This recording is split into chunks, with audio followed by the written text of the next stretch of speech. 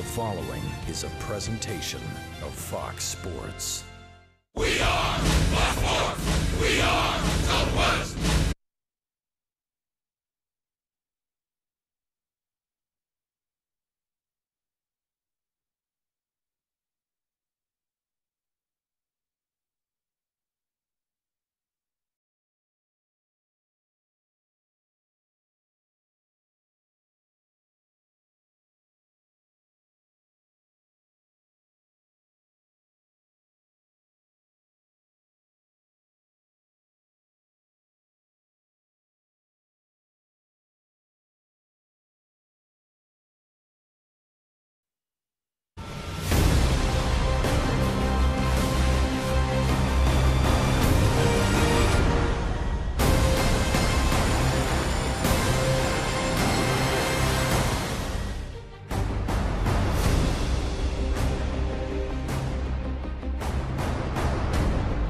Though technically still spring, it feels like summer here in South Texas with temperatures hovering near 100 degrees here at Toyota Field, the site of Week 12 of the USL season. San Antonio FC welcoming in Portland Timbers 2. We have it for you here on Fox Sports Southwest. And a pleasant good evening to you. Welcome to the broadcast booth along with Lance Key. I'm Dan Weiss. It's great to have you with us. A season ago at this time, San Antonio FC was in the midst of a historic run, unbeaten through their first 11 matches. Lance, this year it's been a little bit of a different story. Darren Powell's club still trying to find their identity here. There were a lot of personnel changes in the offseason. I think finding that identity earlier in this season has just been a little bit more difficult than they had hoped for. Last season, everything they did seemed to go right. Thus far this season, just not quite the same level of conviction and conversion, and certainly in the final third. And as you look at some of the numbers from last season compared to this year, you talk about the goals for and the goals against, and you see it right there, a difference of 12 goals, or 10 goals rather, between the two seasons so far. Absolutely. Well, you lost one of the most dynamic players, attacking players in the entire league from the roster from last year to this year, and we're certainly seeing some of the effects of that, and like we talked about, the identity of those new players coming in, playing alongside each other. We just haven't seen them come together as of yet. Omar Gordon was inserted into the starting 11 in place of an injured Connor Presley back in early May. All he's done, Lance, is score 3 goals in the last 4 matches, and San Antonio FC will look to him to continue to lead the offense attack tonight. As we talked about personnel changes, there's been some injuries this year as well. SAFC needs somebody to start to lead the charge in the attack. It's great to see a player like Omar to start to build some confidence. We'd like to see that confidence continue to grow through the rest of the side as the season goes on. San Antonio FC has never lost to Portland Timbers 2. They've taken all 3 matches, including last year here at Toyota Field, a 2-1 victory that was very late in the season, and they'll look for another big 3 points as San Antonio FC looks to climb up the standings tonight. It's a scorcher out there, but the San Antonio FC fans certainly know how to beat the heat. They'll be loud, they'll be proud tonight inside Toyota Field. Kickoff coming up next.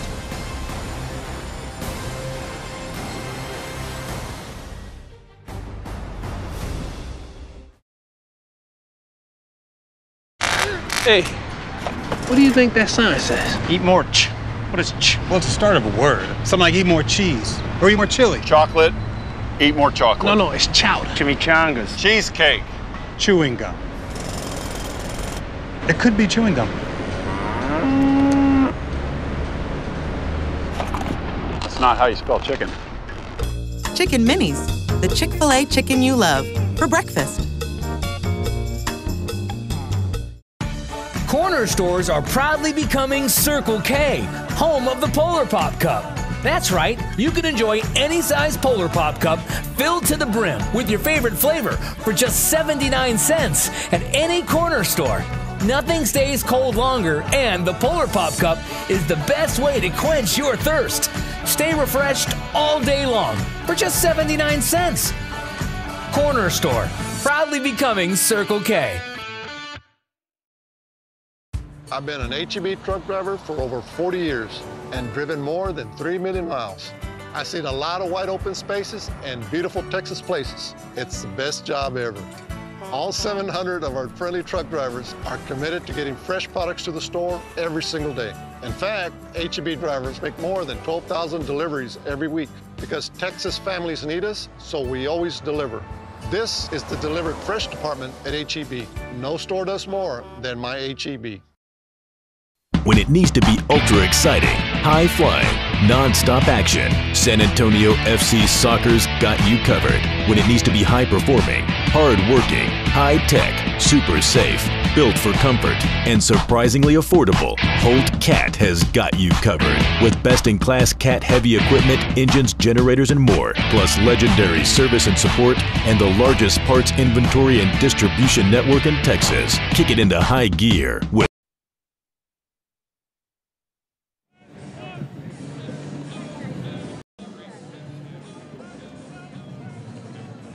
Welcome back to Toyota Field. San Antonio FC and Portland Timbers 2 about to kick off here as Week 12 of the USL season is upon us. There's a look at Cameron Knowles, first-year head coach for the Portland Timbers 2, as we get to our starting 11s for both sides. And for Portland, the biggest difference from a season ago where they won just 3 games to this year where they've already won 7 has been experience on the back end. Josh Phillips, who's going to wear the armband tonight as the captain, was brought over from Colorado Springs after spending his previous 3 years there and has done a nice job in solidifying things to helping Portland be amongst the leaders in clean sheets, 7 on the year. San Antonio FC is going to go with a very familiar lineup as Cesar Elizondo is really the only difference as he'll draw in for just his second start of the season. Elizondo still looking for his first goal of the year. Get to our Methodist Healthcare injury report for tonight's match, and San Antonio FC still missing a lot of key players. Ever Guzman, Kyle Murphy, Rafa Castillo all out, and Stephen McCarthy, who is still looking to make his season debut in USL play. He is out as well tonight with an upper body injury.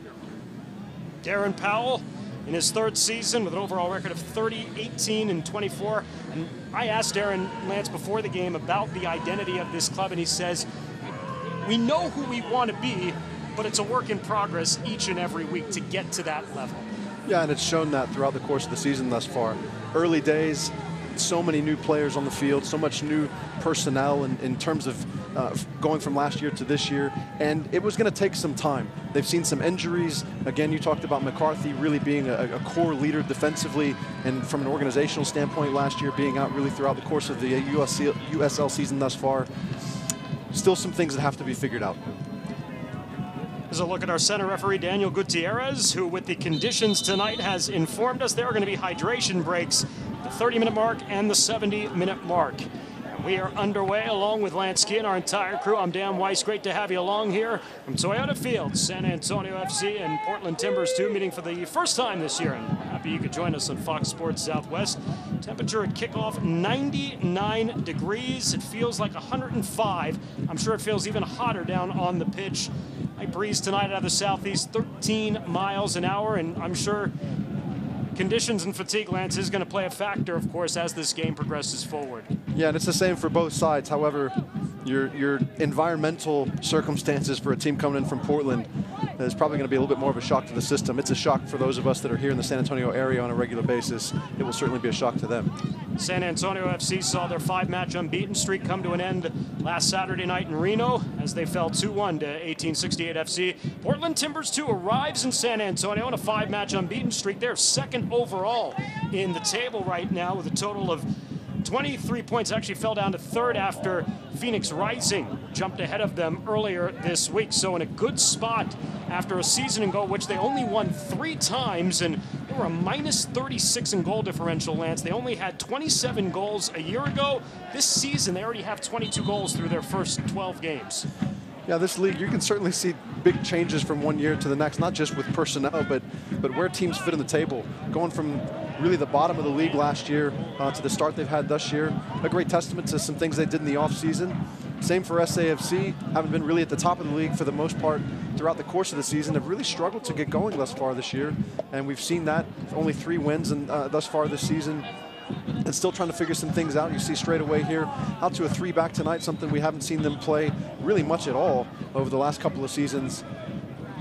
Be interesting to see how they execute that here in the early stages of this match. And that'll be the big key difference for San Antonio FC in their formation tonight, playing 3 in the back and really trying to push things in the midfield and up front, as Darren Powell knows that the offense, particularly the finishing around the area and inside the box, has been a struggle throughout the course of the season. And It's an area that they're going to try to address tonight. Taking on a Portland Timbers 2 team that is missing a lot of personnel, who would usually be down with Cameron Knowles' squad, but is sitting up on the bench tonight, as Portland Timbers, their MLS parent club, is taking on LA Galaxy. And so they're -2 of their top forwards. They're minus their normal captain, best defender, Moto Jadama. We'll see how that impacts the game as well, particularly from a San Antonio FC standpoint. And we've talked about that a lot as well. These MLS sides, these MLS organizations with their USL affiliates, there's a lot of personnel rotation. So we talked about it specifically with regards to SAFC from one season to the next. Think about the dynamics as they go from one game to the next. Gordon will catch up to this one. His cross, and taken by Alex Mangles. It's flying through the box there, trying to get underneath that one there, Cesar Elizondo. What will be interesting tonight when they're in this three-back set, you've got Mikey Lopez out on the right-hand side and Escalante out on the left-hand side, is when those players have to tuck in on that weak side channel. Two players not accustomed to having to defend in and along that back line. So how are they going to make that adjustment tonight as this game goes on so as to not give up those weak side spaces, which can be so dangerous with the opposition attacking? So Portland will cross in here now. Renzo Zambrano returns for a second season with Timbers 2, working with Terrell Lowe here now in the midfield. Their homegrown products that played at their academy, concedes possession, and Elizondo takes over here for San Antonio FC. So really the difference in the look on the back end tonight for San Antonio is Ryan Rashandel, who would normally play in that back four, is going to play up in the midfield here with Pekka and Mikey Lopez. And you already see kind of Lopez almost playing that right wing back position here to start, and leaving Daryl King back to obviously chase counterattacks from the opposition. Absolutely, and that Pekka Rashandel partnership there at the bottom of the midfield, not something that they're not used to doing, so that should be a pretty seamless transition. But like I said, the two wide players, those two wing backs, and Escalante and Lopez tonight, what they do on the weak side channels in particular is really going to be the determining factor whether or not this three-back system is going to work for SAFC. Escalante into the box looking for Gordon and defended away, and San Antonio FC will earn their first corner of the match here. And you've got to already like what SAFC is seeing here with these wide services coming into the box. Here we're going to look at Escalante whip a ball in just along the edge of the 6-yard box. Omar Gordon doing a great job really to get across and get something on the end of that. That's a couple of times he's been involved in that type of play here in the first few minutes of the match, something that I think is going to be very important for them to create chances tonight. Omar Gordon scored San Antonio FC's lone goal last Saturday from a similar position on a corner that got through in the second half. This one, though, was defended away by Timbers 2, back out to midfield. San Antonio FC on the attack here early in the first 6 minutes of the match. As again, it's Gordon flanking out wide, now cutting to the inside, trying to whip a ball in for Alex Bruce, who, since he has also come into the lineup and placed Cheno Guzman back in early May, he's got a goal, but he's also got 13 shots since coming in to take Geno's spot. Gordon sends this back across field and taken down by Timbers 2, and they'll come on the counter. As again, obviously sensing again, San Antonio FC 3 in the back. They're going to try to push as well too. But it'll be interesting for Cameron Knowles' squad, who's playing a lot of players who don't normally play in the regular 11 tonight, to see their own kind of in-game identity and how that develops as well, Lance. Yeah, within these systems, you've got players and personnel who are going to fill certain roles and responsibilities within a set, whether the original first 11 is there or not. And so tonight, these players are going to play in alongside, and they've been identified as players that can play in that particular area of the field. I would expect them to play the system and to be fairly competent in executing that, otherwise they wouldn't be on the side. But certainly, as they come on the road in a USL match, not the same firepower that you're used to seeing. Andre Lewis, probably the most veteran of the T2 players out there, wearing number 77 tonight in his 48th USL game with T2. Former first-round draft pick by Vancouver, 14th overall back in the 2014 MLS Super Draft. That last diagonal ball, well managed by Mikey Lopez, who had tucked in, as we talked about, alongside King there on that weak side, forcing really what was going to have to be a perfect ball, and just wasn't able to deliver in that change of possession for SAFC. There's Escalante as he concedes possession, going into two white kits. San Antonio FC, their traditional black kits trimmed in red and white, and Portland Timbers 2 and their white kits trimmed in green. Here's Alex Bruce outside the area, on frame attempt and just over goal. A good look there for the 19-year-old Alex Bruce. Played at Tompkins High School in Katy, Texas, 40 goals. And had a real good opportunity there. He does really well with it. Not really the ball that Escalante was hoping for. He was trying to whip that ball in behind the back line for Bruce to run onto. Just came in behind him, but Bruce did a great job to receive it and get turned on it. Just wasn't able to keep it under the bar, but a good effort.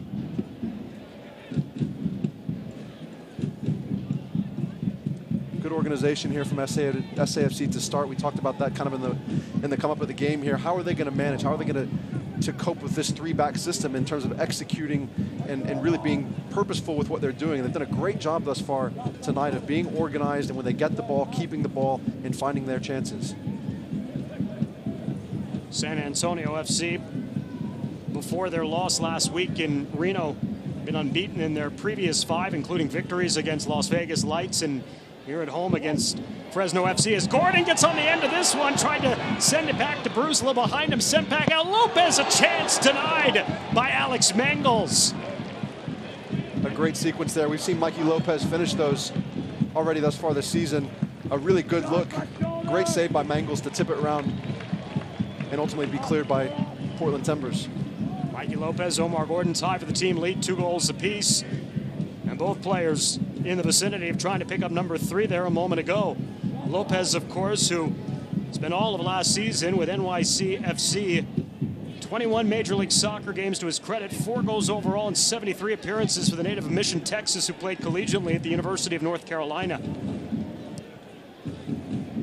We talked about early in the show with regards to Omar Gordon and the confidence after having scored a couple of goals or 3 goals over the last 4 matches. Already thus far this game, we're seeing him be so active. He's gotten around the right-hand side and whipped the ball across the face of goal. He's made his way over to the left-hand side and done the same there. He's getting across and keeping that ball alive. Very, very active. What you want to see certainly as a player who's continuing to build confidence through the season. Elizondo with a turnover. Timbers 2 back upfield. Augustine Williams will operate as their number 9 tonight on the striker position. Williams, 9 goals in his career at T2. As Cochran steps up with the interception, as takes it away from Erickson Vuelto and earns the foul, and San Antonio FC with a free kick. That's been a few times here. SAFC defenders have really taken great starting positions on the shoulder of those T2 forwards and been able to step in and win possession. Something that you think with a 3-back system, if they're not comfortable playing, those starting positions are going to be a little bit more conservative. But they've really taken up good starting positions and helped to change possession there at the edge of their own defensive third. Oh, excellent possession here for San Antonio FC early, and it's been one of their trademarks throughout the season. San Antonio FC 51% overall possession for the year.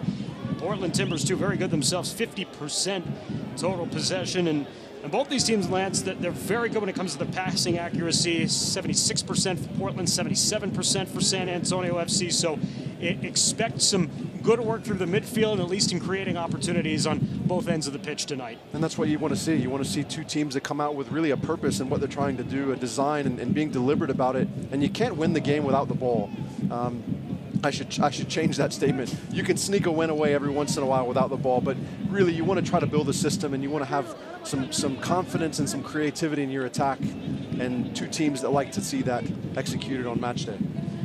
The first time we mentioned Diego Restrepo tonight. He's been in the net for all 11 of San Antonio FC's matches, a 1.09 goals against average, 74.5% save percentage, 3 clean sheets for Diego, and now 15 clean sheets in his 2-season San Antonio FC career, and he is now 3rd in the USL in saves with 35 of them, 4 behind the league leader Fabian Serba, the Tulsa Roughnecks. He's seen a lot of action this year on his side of the field. Normally a statistic you don't like your goalkeeper to have is one of the top save leaders in the league, because that means he's seeing a lot in front of him. Escalante will earn San Antonio FC's second Circle K corner of the match here coming up. And you talked about possession just a second ago. We went on about that a little bit. Already thus far in the first almost quarter of an hour here, we're seeing SAFC with 75% of the possession, and they've been productive with it. It's one thing to have the ball if they're just sharing it in the middle third of the field. It's another thing to be down in the attacking third, creating chances in and around the face of goal, and they've done that thus far. Gordon again, opposite stick, good service to the top of the 6-yard box, but headed away. And San Antonio FC will regroup. But a lot of action in front of Alex Mangels here early in this match, as again it's Gordon outside, flanking to the left by the touchline. Some good footwork trying to get around the defender, and will earn a foul as he's taken down by Adrian Dispe, playing in his first match with Portland Timbers 2, native of Havana, Cuba. Spent some time with Santos Laguna, of course, who has played friendlies here at Toyota Field over the years. And it was a hard challenge by Dispe over by the touchline. Well timed there from Gordon to come out of that. He lured Dispe in there, and Dispe just took his standing leg out from underneath him for this set piece. But coming off of the second of fantastic diagonal balls here from King from right to left out to that touchline. Love to see his confidence in his service thus far in this game as well. Players congregate here at the 18-yard line here now as Daniel Gutierrez will step in, and Darnell King and Josh Phillips a word for one another. Highlighted Phillips at the top of the broadcast. As this one's whipped in and headed, getting under it, but Elizondo could send it on frame.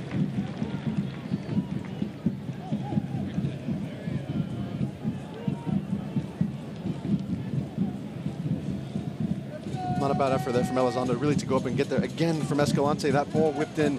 If it's just inside another couple of yards, it gives that attacking runner that much better of an opportunity to get on the end of it. To see him make that correction here as this game goes on. More possession coming up here for San Antonio FC. This is a big month of June for San Antonio FC, not only in terms of USL play, but coming up Wednesday, they're going to host their first ever Open Cup match against a Major League Soccer opponent, as FC Dallas will be here to begin the round of 32 in the Lamar Hunt US Open Cup. What an opportunity for Darren Powell's club to get to the round of 16, but really just a historic night with FC Dallas, Oscar Pareja's club coming down the I-35 to San Antonio. Should be a lot of fun as we get another opportunity here on the free kick for San Antonio. Zambrano there with a challenge. And another opportunity from a dangerous spot for Jose Escalante, who you've already pointed out several times, Lance, has been very good on these services here early. Just like to see him drop it between the penalty spot and the 6-yard box there on the back post. Allow those weak side runners to come across and put it right back where it came from. To the back post, Mangels got a piece of it, couldn't settle, and San Antonio FC puts it over goal. And again, Elizondo with a glorious chance, unable to finish. This time that ball overhit a little bit. Mangels comes out and really does a poor job of timing it and reading it. Elizondo with a sitter there, and just probably unexpected for the ball to settle down at his feet at that point, and wasn't able to convert it. One he'd love to have back, no doubt.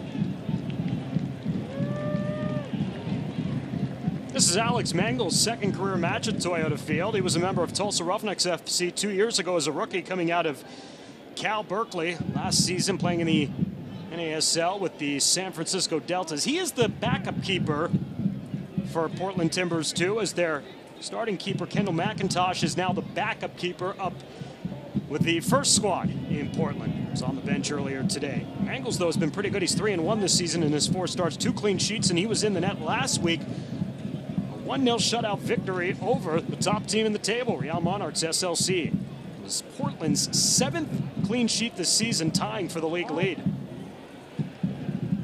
Kind of reversal of what we saw last year with SAFC with so many clean sheets, and a reason why they were at the top of the table for much of the season. The game really is easy. When you don't concede, you give yourself a good chance of winning games.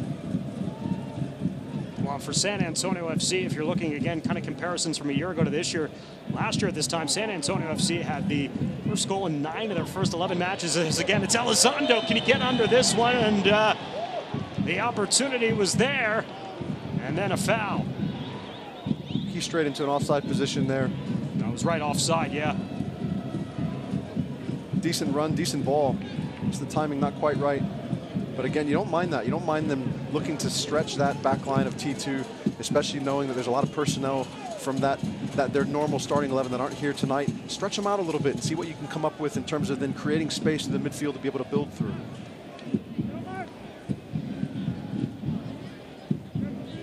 Nathan Smith on the outside, the veteran center back that was brought over from LA Galaxy and Galaxy 2 a year ago. Really good shape here from SAFC. T2 just trying to find themselves, find their feet, find a little bit of rhythm and possession. Haven't been able to do it so far. SAFC making it very difficult for them. Williams goes off King, and looks like it'll turn into the first corner of the match here coming up for Portland Timbers 2.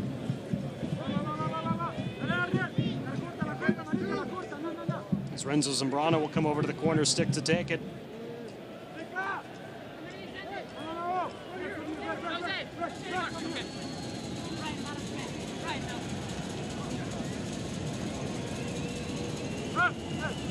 Right-footed in-swinger Zambrano to the back post, and trying to climb the ladder was Dispe, and the foul on him. And San Antonio FC will get the possession back.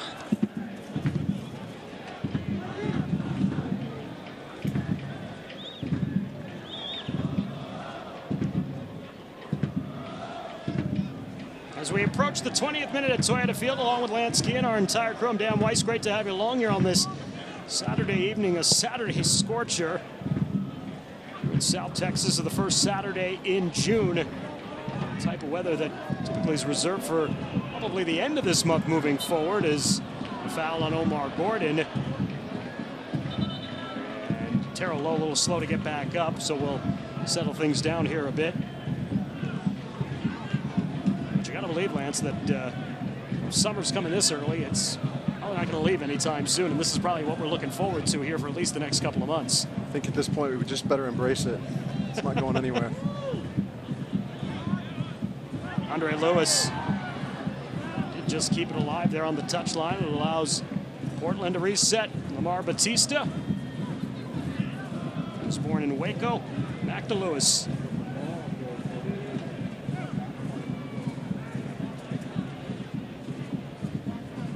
Phillips. Vuelto concedes possession. Nice job by Rashandle and Omar Gordon here on the counter for San Antonio. Gordon whips it in, again looking in Alex Bruce's direction as Mangles comes up with it. Don't mind that service. Early service, 30 yards out, trying to whip it in behind the back line in front of the goalkeeper.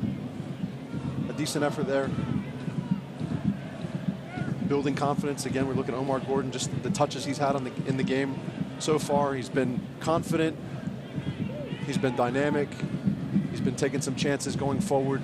You like to see that. If he's going to be the one who SAFC is going to have to put things on his shoulders for him to carry that attack forward, then you want him to see him doing it with confidence, and he has done that just within the first 20 minutes of the match tonight. Phillips the miscue. Elizondo trying to push forward, and he's unable to get past Dispe.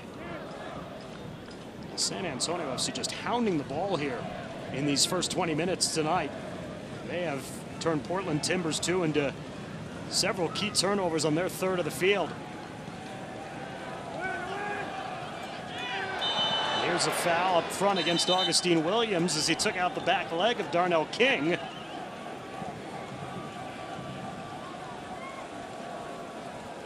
Now, these two clubs both play a pretty physical brand of soccer. San Antonio FC, they're fourth in the Western Conference, sixth in the USL. Fouls conceded, 164. T2 right behind them at 161.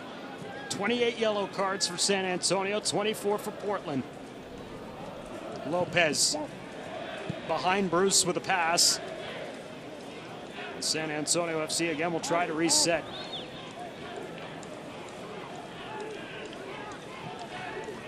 Good organization on the defensive side of the ball. Really allows you to transition into the attack. We've seen that from SAFC tonight.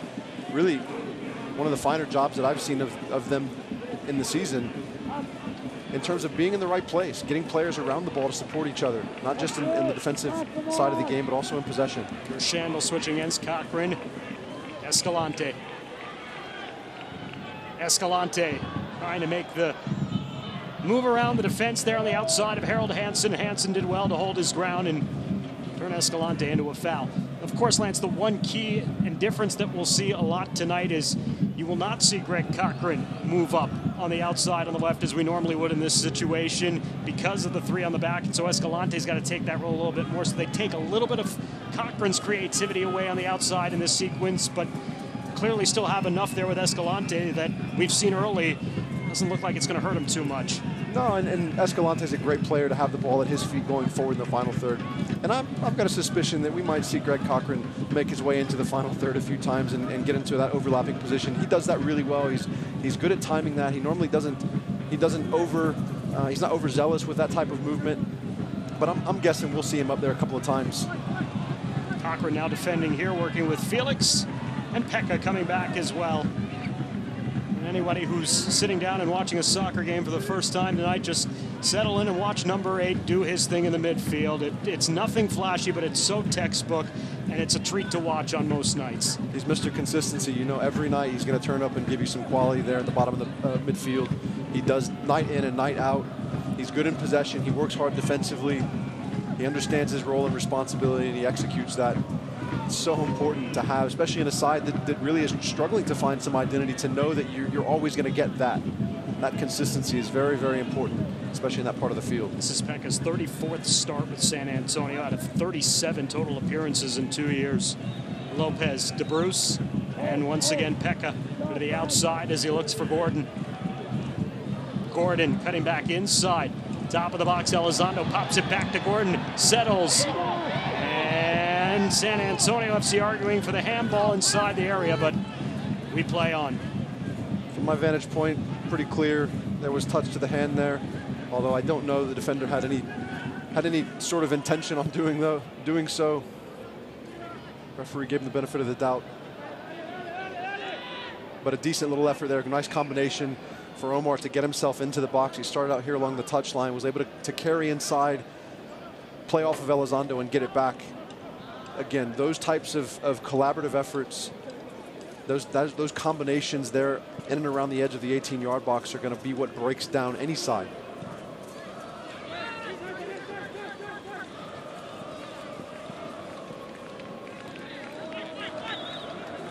Take a look at it again inside the area here with Omar Gordon and Nathan Smith.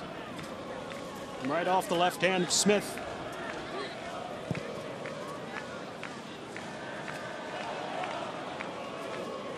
"25 minutes in the books, scoreless at Toyota Field. San Antonio FC just scored the opening goal just 3 times in their first 11 matches this year. And in 2 of those occasions here at home, they conceded the next goal, which is something we rarely saw a year ago, particularly coming early in the second half when San Antonio went into the locker room with a halftime lead.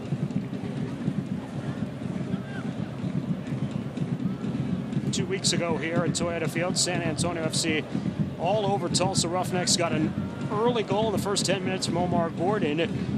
Seemingly had the game in hand in the first half despite only being up by 1, and then conceded early in the second half and had to settle for a 1-1 draw against a Roughnecks team that is still looking for their first win of the season. Probably the first time this year that Darren Powell was truly disappointed with his club's performance or effort, but just, I guess, their overall execution and finish. Escalante in a battle for the ball with Harold Hansen there on the outside, and a throw-in awarded to San Antonio FC. Managing the lead can be often far more difficult than getting the lead. And I think when you're struggling with your identity, we've talked about that so many times, and I don't want to overuse that word tonight, but I think it's so relevant at this stage of the season for this SAFC side. They just haven't been able to figure things out. And so when they've taken that lead early on, not the same kind of confidence to manage the game as we saw last year.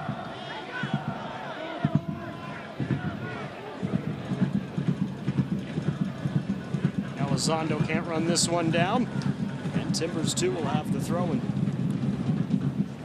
Select is the official soccer ball of the USL. For the latest Select products and special offers, please visit www.selectsportamerica.com. Receive free shipping on orders over $50. Talk talked about the big month that is for San Antonio FC. Not only will they host Dallas on Wednesday night here, but then they'll have Sacramento coming into town and Reno on the 23rd before they head out on the road again next on June the 30th. So they really are here at Toyota Field for the duration of the month of June, and sitting 3 points out of the last playoff spot in the Western Conference table as they enter play tonight. I mean, this is really the month I believe they've got to make their move up the table, especially if they're thinking about getting one of those top 4 spots right now. Absolutely, and really the circumstances couldn't come at a better time for SAFC when they're trying to sort of regroup and reorganize and trying to figure out what they're going to do in this middle third of the season. To be at home, to be in the friendly confines of their stadium and their own beds a lot more often than they aren't. Those things matter. They play into the course of a season. San Antonio FC with an all-time home record, 17 wins, 13 draws, just 6 losses here at home. That being in USL play. Cochran, Rashandel stepping forward. Corner of the box gives to Escalante. With a deep ball, it's over Alex Bruce and cleared away.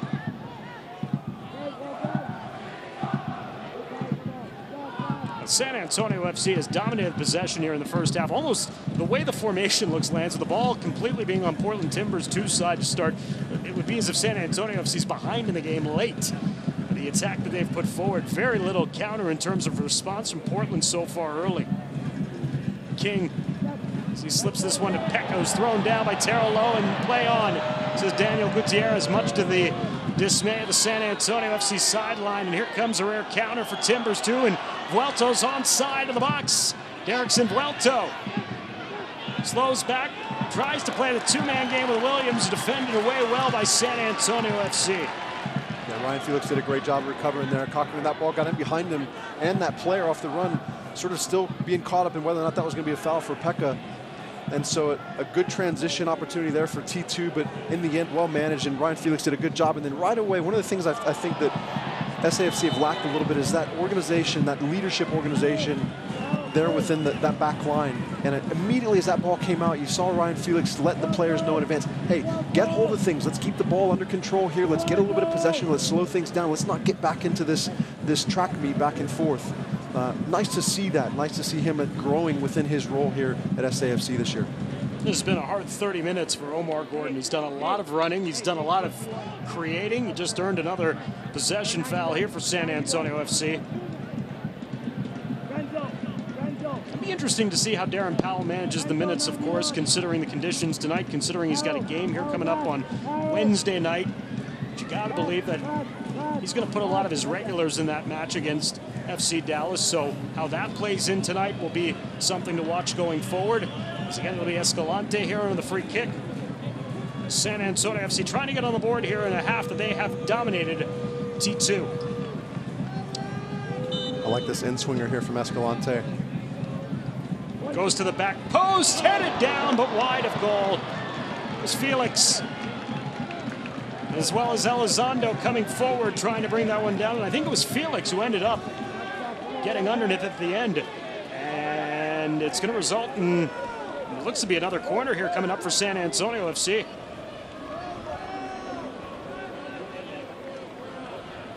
And that ball probably carried a little bit further than Escalante wanted to. Peeled all the way in, almost to the end line there on the weak side. Mangles will bring down this Circle K corner kick from Omar Gordon. Third one of the night for San Antonio FC. Mangles has been busy here in this first half. Diego Restrepo, I can count on one hand how many times he's touched the ball here so far through 30 minutes. Still sitting around a 70-30 possession ratio for SAFC. And as you talked about, it really seems like T2's been penning their own end, which they have been. I think it's more than just seems that way. I think it actually has been that way. But they've been purposeful. SAFC have been purposeful. And T2 just haven't really been able to capture possession and sustain it to sort of relieve that pressure that they've been seeing in their own back third.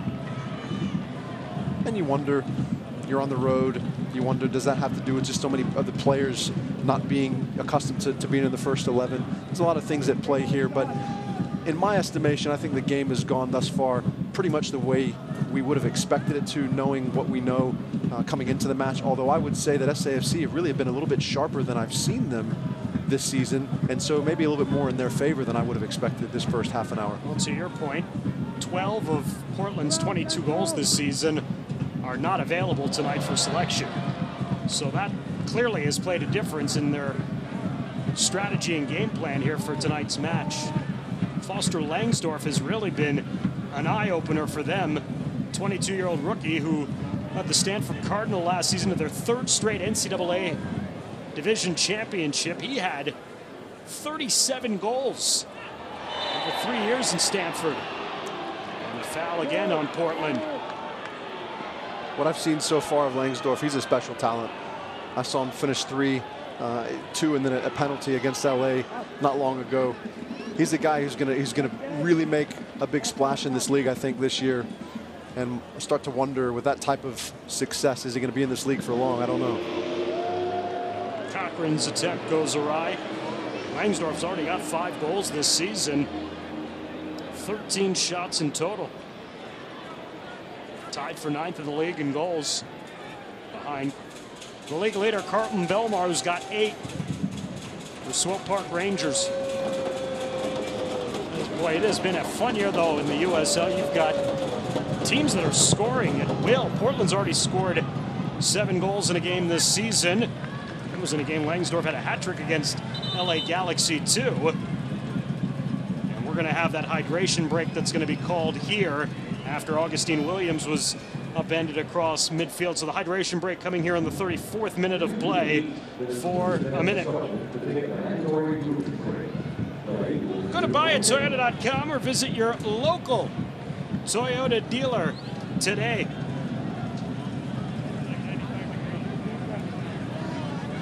You talked about just the busyness of these next coming weeks for SAFC. As you mentioned, FC Dallas in town on Wednesday. You're looking at a 4th round showing at home against an MLS side, something that's never been done here for SAFC before. It's a really important match for the club, I think, for the organization, and I think it's easy to just sort of dismiss it. It's not a league match. It's not the match we're playing right now. But you also have to think that that's in the back of the minds of the players for SAFC. And it's also at a time of the season where the fatigue is starting to set in a little bit. And so the management of the minutes for these players that goes into it from the staff, not just on match day, but throughout the course of the week at training, and being able to navigate this, there's a science to it, and you've got to be very effective at managing that. And so I'm anxious to see, as this game continues to go on, the urgency that SAFC needs really to try to finish. And then what does the staff do to manage the players and the personnel, starting to think ahead of this match tonight and what they're going to do on Wednesday night, because they want to have a good showing. As you mentioned, the last time they played an MLS side didn't really go very well in terms of the scoreline, and certainly would like to redeem themselves a little bit. That's not the priority right now at this stage, but it's certainly got to be in the back of the mind of everybody. Here's a look at the Western Conference table in the USL right now. San Antonio FC begins the night sitting 9th overall, 14 points. They're 3 back of 8th place Reno 1868 FC, who's going to be here in San Antonio coming up a little later on in the month. But boy, it is convoluted at the top with Real Monarchs, SLC, Sacramento, Portland, and Orange County. And then after that, kind of at the bottom of the table, you've got Tulsa, OKC Energy FC, Seattle, Rio Grande Valley, kind of all been scuffling here in the first 11 weeks of the regular season. And then you've got that middle third. It's all in the mix right now, fighting both positioning and obviously to get to the postseason as well.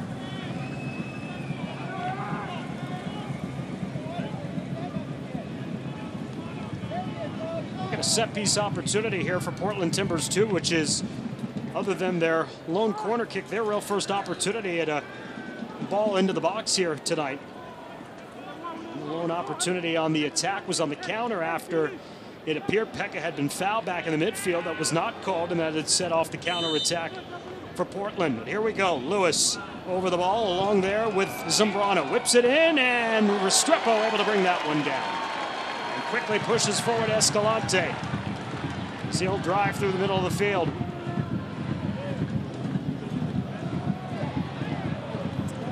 Not the ball you want on the counter. You got a lot of players really stretching to get from their own defensive 18-yard box to the attacking 18 and then play that ball in behind. That's just a dangerous ball, one you certainly don't want to give up. You don't mind the idea of what he's trying to create there, but Escalante's got to play that ball in front of those attacking players and give them an opportunity to go on and win it, as opposed to playing it behind those runs and starting a counterattack. In matches like this where you have much of the rhythm of the play, you have much of the possession, the last thing you want to do is give away a silly square-ish type ball and ultimately lead to a counterattack that goes to your demise. Vuelto can't get under this as King was going stride for stride with him. Derrickson Vuelto, a little bit of trivia, was the youngest player to ever score in a CONCACAF Champions League game. He was 15 years old, scoring in a game for CD Espanyol in his native Honduras. Here he is 6 years later, only 21 years old.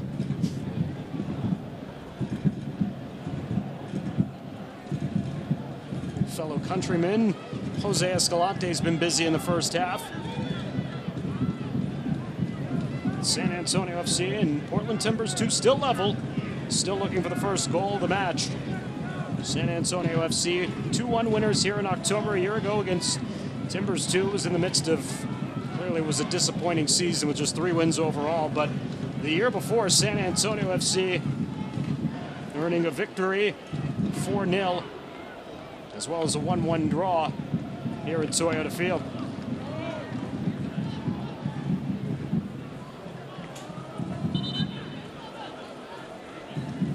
Nathan Smith will have to throw in here for Portland as we close in on the end of the opening 45 minutes.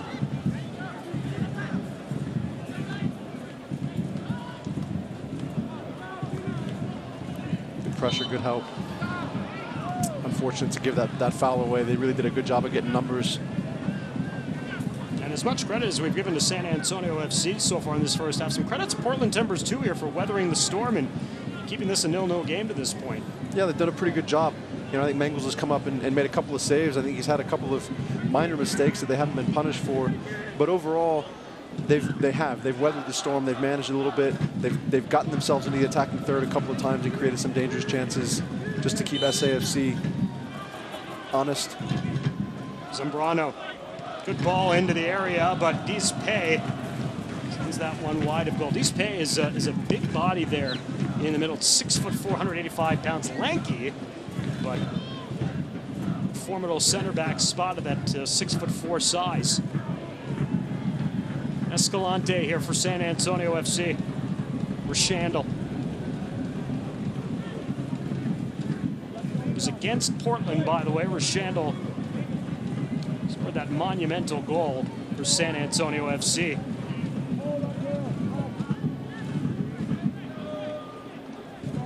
Sure you'd like a repeat of that tonight, as would the fans here. Cochran, as he slips into the back. Service is knocked out of play, and San Antonio FC will get their 4th corner kick of the evening.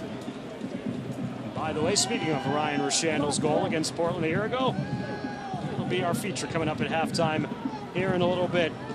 Maybe one of the greatest moments in this young organization's history, not only with Rashandel getting the goal, pushed home field for San Antonio, but also a celebration with the Academy kids that were off in the corner stands. It was really just a moment to cherish here. And speaking of the SAFC Academy, what a special week it's been for them. Just today, finished up their time down in the Caribbean with a win. The U14 side got the win against the U17 national side. Really a special week for them, and Nick Evans taking that side down there. Special experiences for those young kids, and those are the types of things you want to see from the youth of your club, so that you can really start to develop a root system for this organization. And we saw a little bit of that last week with the young Ethan Bryant, who stepped out and played, did a great job for SAFC, played I think all 120 minutes in the match. So it's great to see the youth and the academy doing so well and having such great experience. It's going to be great for the sustenance of this organization in the long term. And Ethan Bryan is in the 18 again tonight.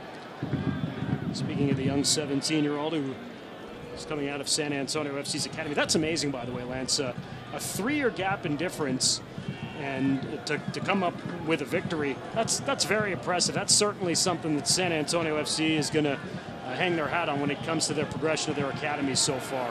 And they need to, and you know, like I said, Nick Evans, who's the director of that, he's done such a great job. He's a very well-known figure here in San Antonio soccer. He's known for being exceptional with young kids in terms of the development of the game, and we're seeing that manifest on the pitch here over the course of the last week, where, as you said, they're playing 3 years up, and you know, as you get into the adult age, it's no big deal. When you're talking about 13, 14-year-old boys versus 16, 17-year-old boys, that's a massive developmental difference. And for them to overcome that and get the win to sort of seal up this week down there, what a great experience for all those involved.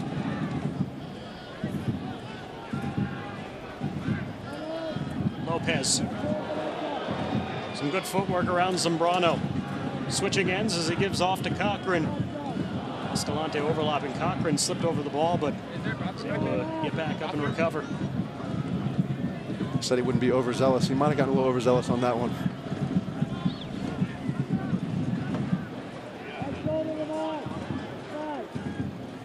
Pekka. Elizondo. Can he make the turn? He'll give back instead to Pekka. Lopez. Cross. Bruce over his head. Dispay puts it straight up. Mangles able to parry that one out of danger. Good read there by Mangles coming out.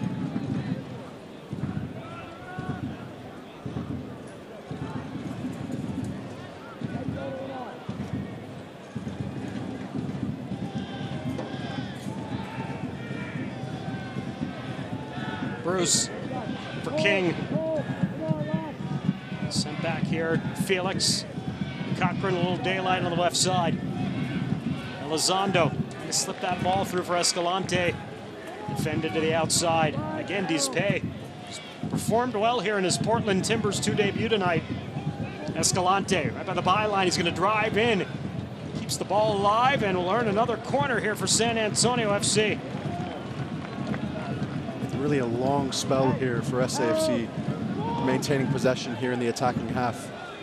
Short corner here. They're trying to catch Portland off guard. Whipped into the box, comes towards the back post, and taken out of the box here by Timbers 2. San Antonio FC getting back of the ball with a foul called. Ryan Felix wasn't happy with the call. Zambrano did a good job there to get in on the weak side, get himself into position to keep the ball, and then just managed it well. Maybe a little bit fortunate to get the foul there to get bailed out, because he certainly didn't have anywhere to go with it, but he did a good job of getting his body in position to keep possession and force the foul.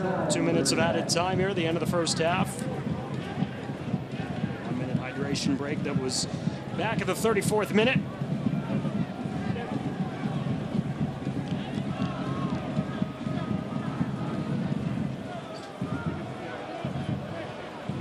If you're San Antonio FC, is this a frustrating half for you going into the locker room 0-0?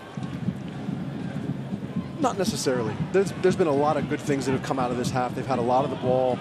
They've created some good chances. They've been a little bit unfortunate in a couple of key moments where they really should probably have scored, and there might be some frustration out of those couple of moments. But I think the overall, if you really break down and assess the half, what it is that you set out to do, you came out in the 3-back, and you've been able to maintain control of the game for 45 minutes and created enough good opportunities and really not concede many. I would say the game is going as you would want it to. You'd always like to be able to convert a little bit more regularly.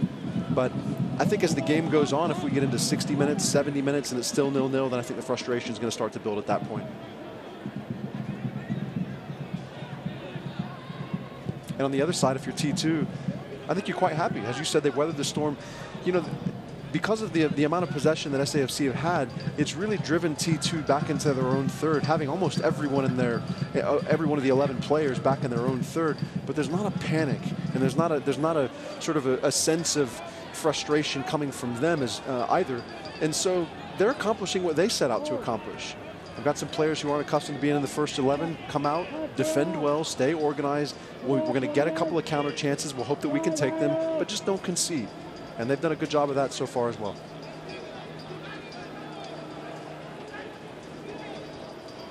San Antonio FC looking for one last opportunity before half. Cochran, little room, chips it into the box. It's over Gordon's head, and there's the whistle for halftime. So San Antonio FC dominates possession, dominates the opportunities, but they remain scoreless with T2 after 45 minutes here at Toyota Field. It was a good half for Escalante, Elizondo, Bruce and Gordon amongst others, but no score after 45 minutes. Halftime coming up. See Ryan Rishandle and more when we return here on Fox Sports Southwest.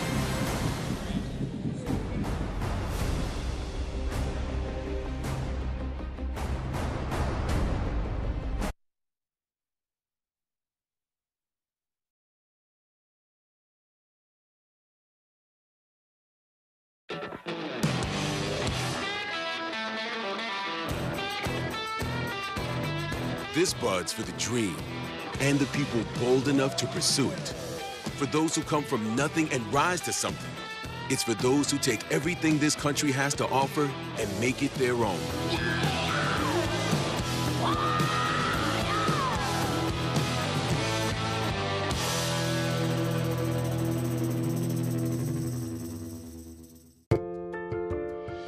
They start so small, but bring big life changes. They are now your entire world. And that's why buying a home, protecting your assets, and setting up your family's future requires the right planning and expertise. Your cargo is precious, and your journey is just beginning. It's your story, and we can help. SWBC.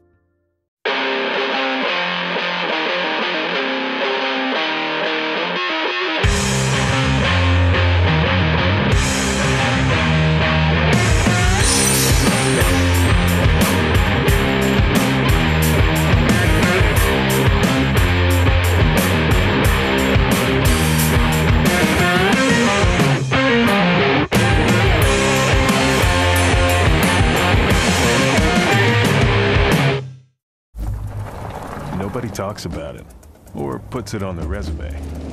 But there's a whole secret society out there that craves life beyond the civilized world. If you know what we're talking about, you're in. The virtually indestructible new 2018 Tundra and Tacoma. Equipped with Toyota Safety Sense Standard. Toyota, let's go places. Welcome to another episode of The Breakdown. This week I've handpicked some of my favorite plays from the week. I hope you guys enjoy it.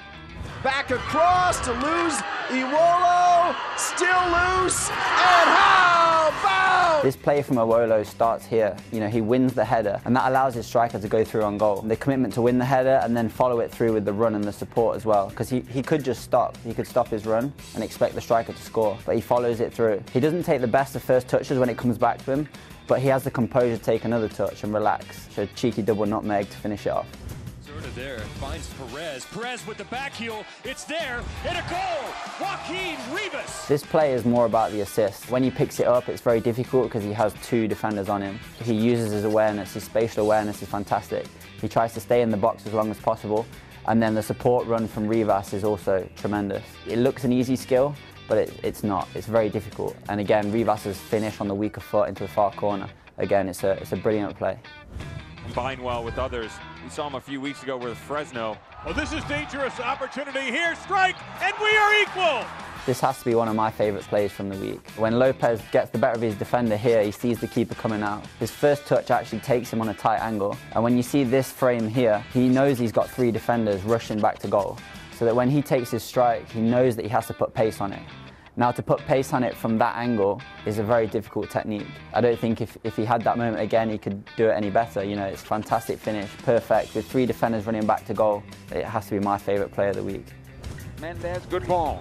Here's Zubak looking for number 3, and he scores! The connected movement from Ethan Zubak and his fellow strike partner here is fantastic. You know, he comes to feet and he drags the defender with him, and then he uses his agility and his speed to get past the defender with just a simple movement, a simple step. Again, to have that partnership with your striker is something that's very strong, and it will hold him in good stead for the season. There's a reason why he's Player of the Week. Out of his 4 goals that he scored, that was my favourite, purely because of the movement and the tactical awareness from both of them.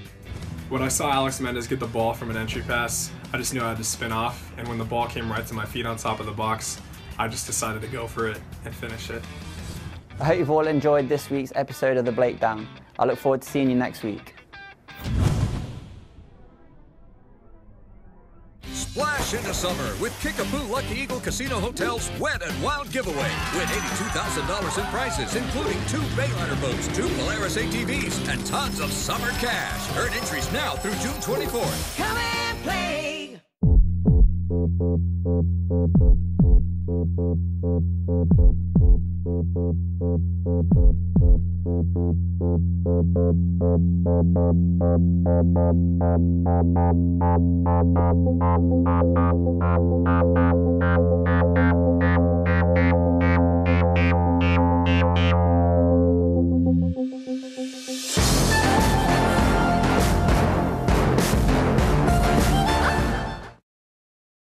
I've been an HEB truck driver for over 40 years and driven more than 3 million miles.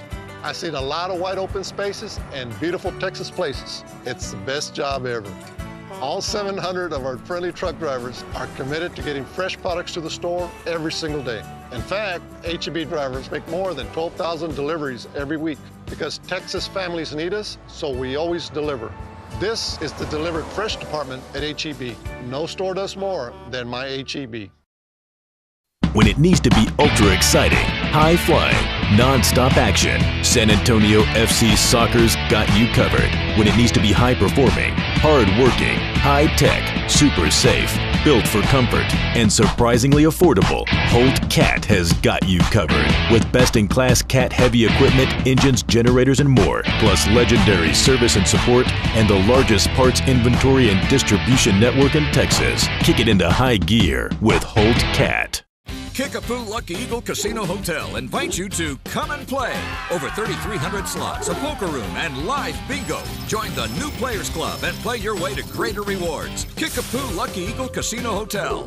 Come and play.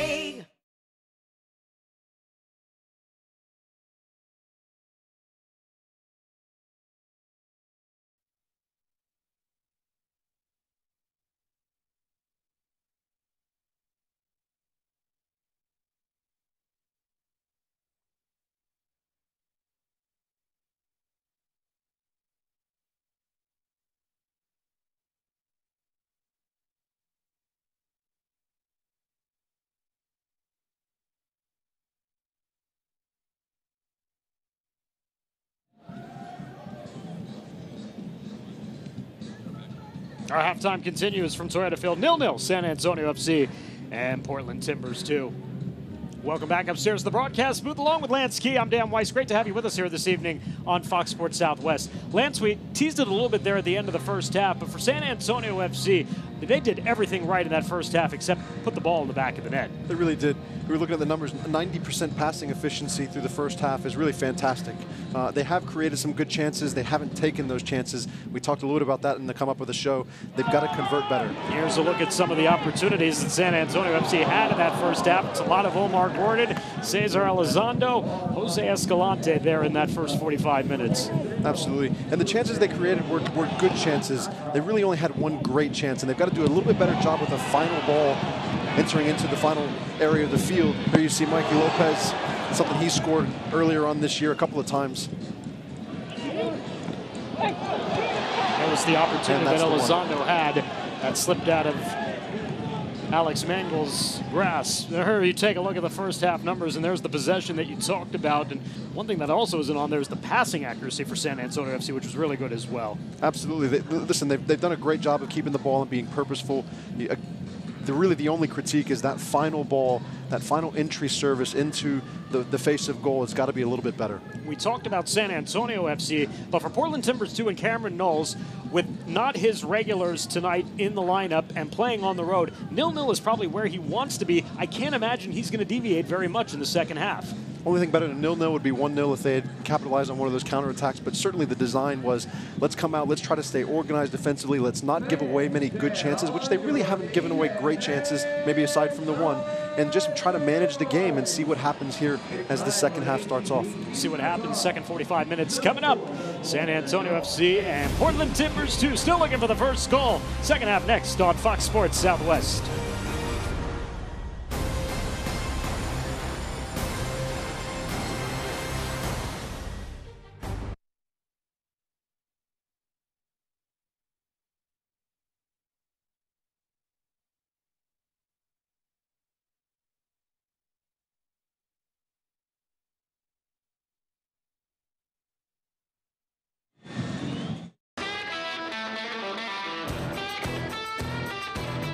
This Bud's for the dream and the people bold enough to pursue it.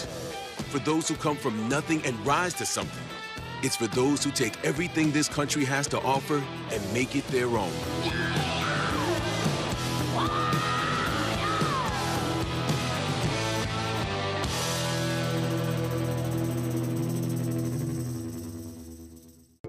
It all started with a vision and a mission to put customers first and treat employees with respect. Now, for more than 40 years, we have grown to serve people, businesses, and lenders, all while giving back to the communities where we live and work.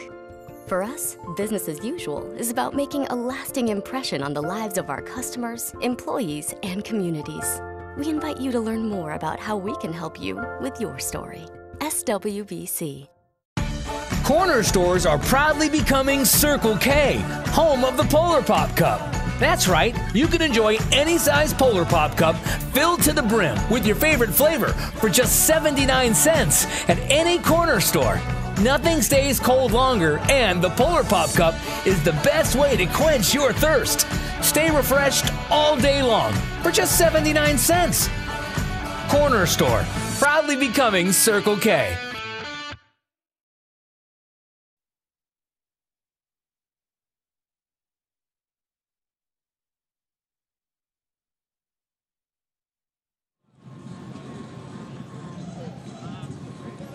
Welcome back to Toyota Field. Let's take a look around scores from the rest of the USL's Western Conference here in week number 12.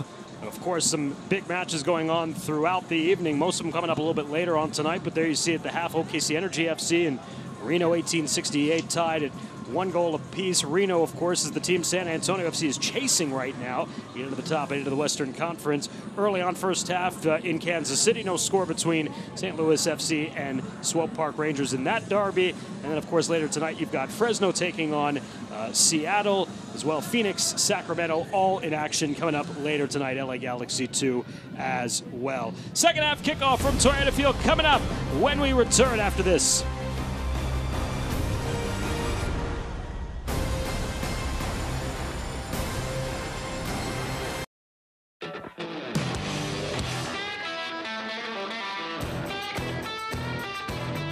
This Bud's for the dream and the people bold enough to pursue it. For those who come from nothing and rise to something. It's for those who take everything this country has to offer and make it their own.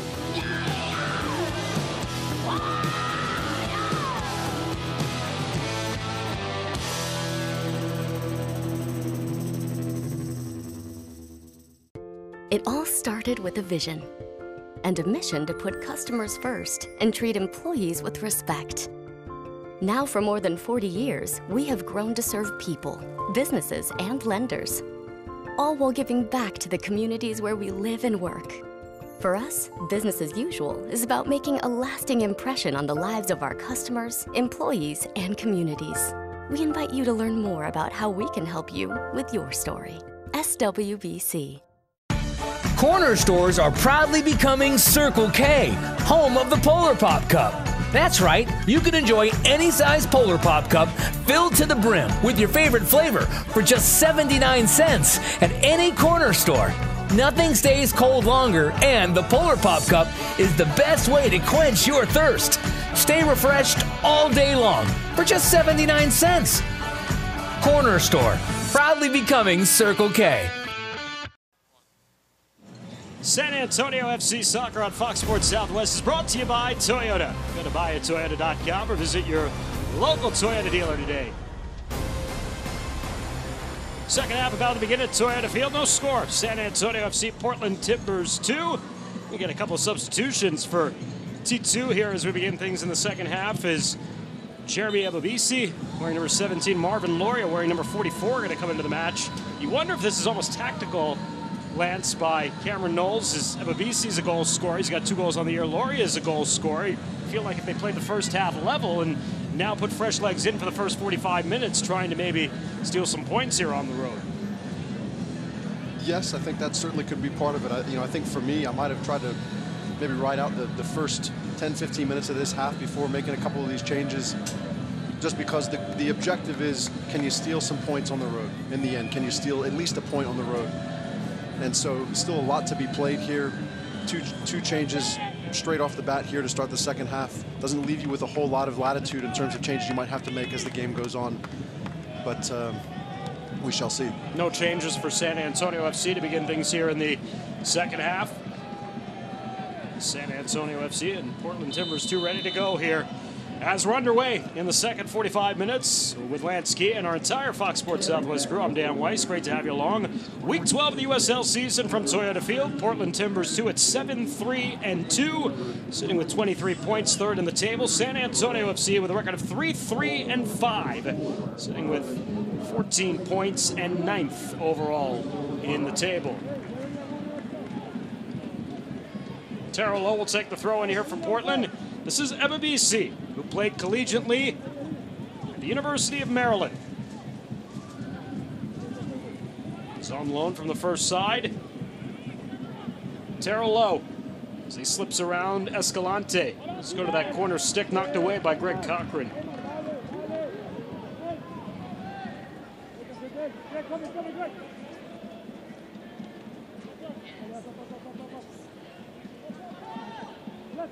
Ebobisse, send it back across field. Dispay along with Andre Lewis. Lewis was playing up more as a forward in the first half. Looks like he's going to slide back more to the midfield here, which is more of his natural position in the second half. Harold Hansen chips this one into the area and it gets through. There's an opportunity coming upfield for Nathan Smith, and then a strike sent wide. Top of the box there. Ebobisse, again, who just came on to the start of the second half. Ebobisse, 7 goals in 38 games, as well as 1 goal in MLS play with Portland. In fact, Lance, he scored in his first ever Major League Soccer start with Portland last July 23rd in a game against Vancouver. Also had an assist in that game, too. Never a bad debut. And if this first few moments of this second half is any reflection of the changes that they just made, because we've seen more sustained possession and really a decent chance there created, something we didn't see really for the extent of the entire first half.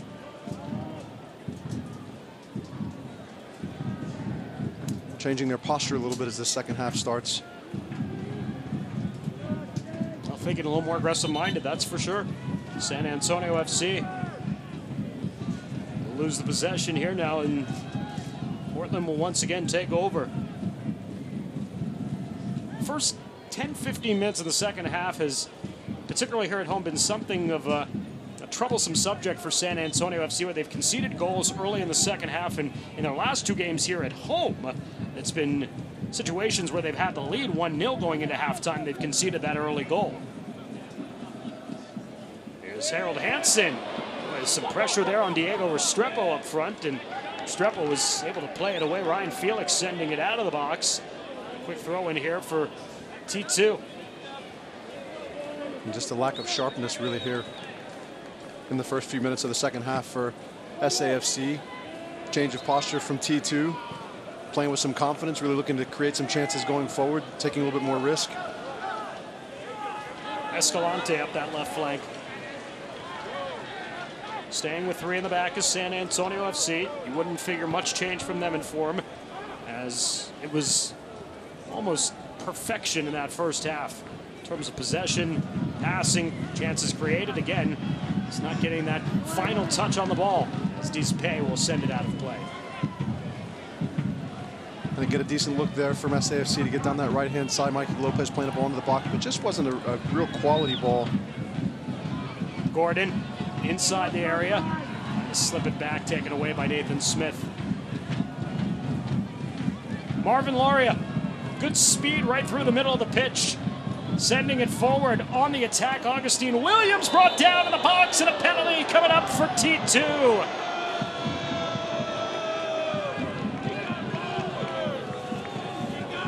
What a rush upfield by Marvin Loria.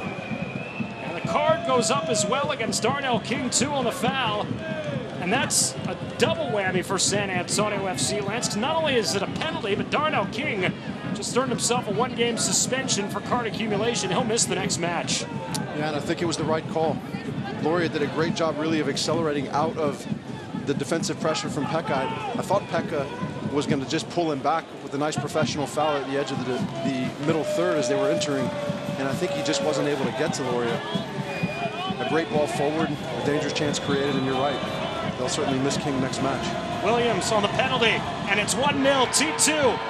Augustine Williams, his 4th goal this season, his 10th goal in 51 appearances with T2 for the 20-year-old from Sierra Leone.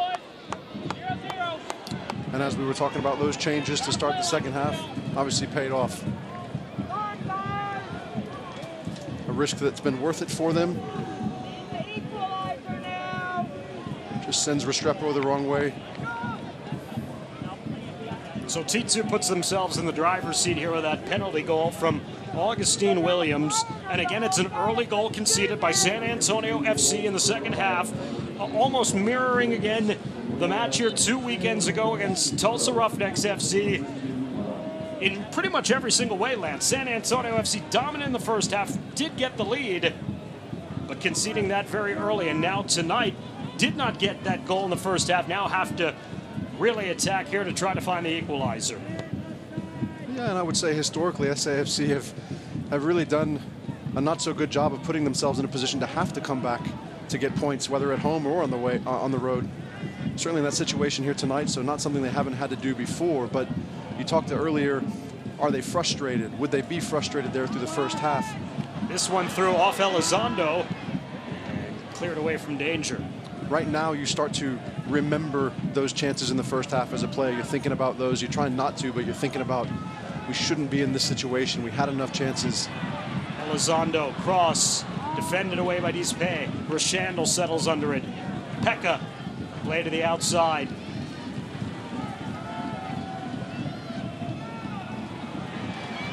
Turning in here for a chance, and Pekka puts it off Mangles.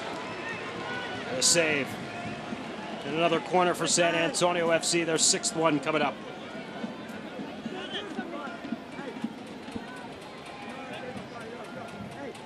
Good little movement there from Pekka to slip in behind that first line, create some space and get turned.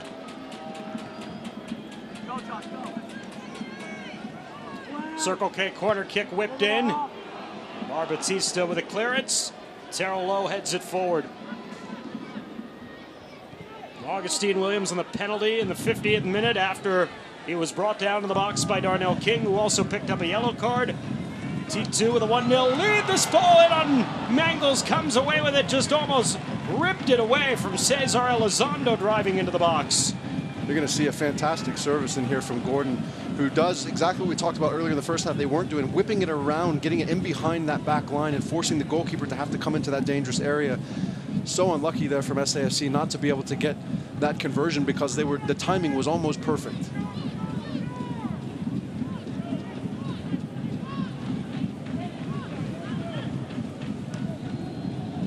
Lowe sends it forward. Cochran will go back and get it. Special thanks to the Texas Lottery for presenting tonight's matchup. Since 1997, the Texas Lottery has contributed $21 billion to the Foundation School Fund. The Texas Lottery proudly supports Texas education and veterans.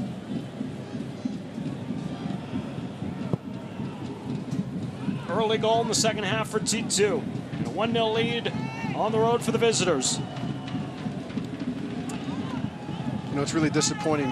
If you're SAFC, you've got to be so disappointed. Not really in the scoreline as much as it's just how lackadaisical and how just the lack of sharpness to start the second half after what you did and what you put into the game in the first 45 minutes. It's really just not an acceptable start to a match, and unfortunately, like we talked about, almost a reputation of SAFC. And at some point in time, we talked about leadership earlier, really not from the sideline, but from internally within the players that are on the field. Those things just have to change, and it's not ability, it's not organization, it's none of those things. It's really just a mental sharpness and a connection to the game to start the second half, and they are not showing that with enough consistency and putting themselves in really bad positions. Injured Darnell King for San Antonio FC down on the pitch here. You know, San Antonio FC only one loss at home this season in their 5 matches. That was a 3-0 defeat to Orange County all the way back in April. And again, Lance, in 3 years here, they only have 6 losses at Toyota Field, not including the playoff loss against OKC Energy FC. So it has been a place where they enjoy playing as Cochran turns it over to Hansen, and it's an odd man rush upfield.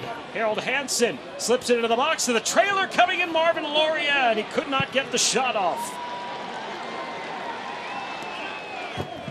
Again, we talked earlier, what's the design for T2 here on the road tonight? Defend, stay organized, manage the game, and look at those counter opportunities. There another counter opportunity here in the early stage of this second half, and equally really as dangerous as the first one, just not with the same result.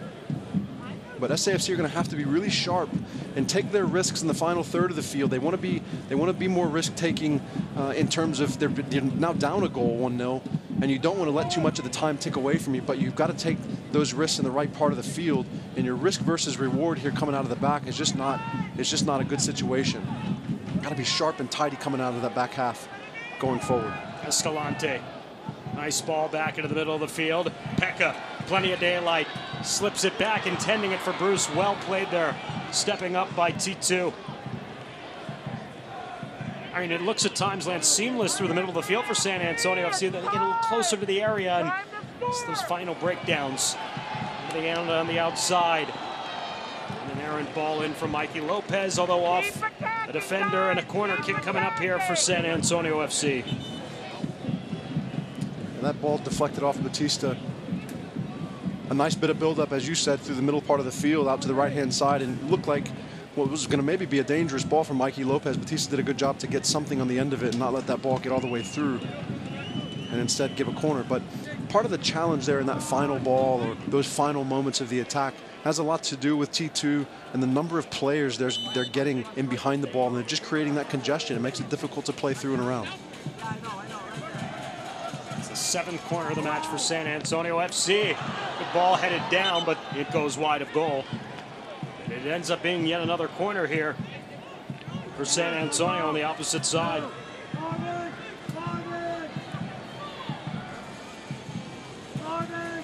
It'll be Omar Gordon now. Right-footed in-swinger will take it here. Escalante playing short. Gordon, deep ball here to the back post. Mengels will get it inside the 6-yard box, yanking it away from Ryan Felix. Gordon would like to have that one back. Those floated balls into the edge of the 6-yard box with a keeper with Mengels' size are just never going to be effective.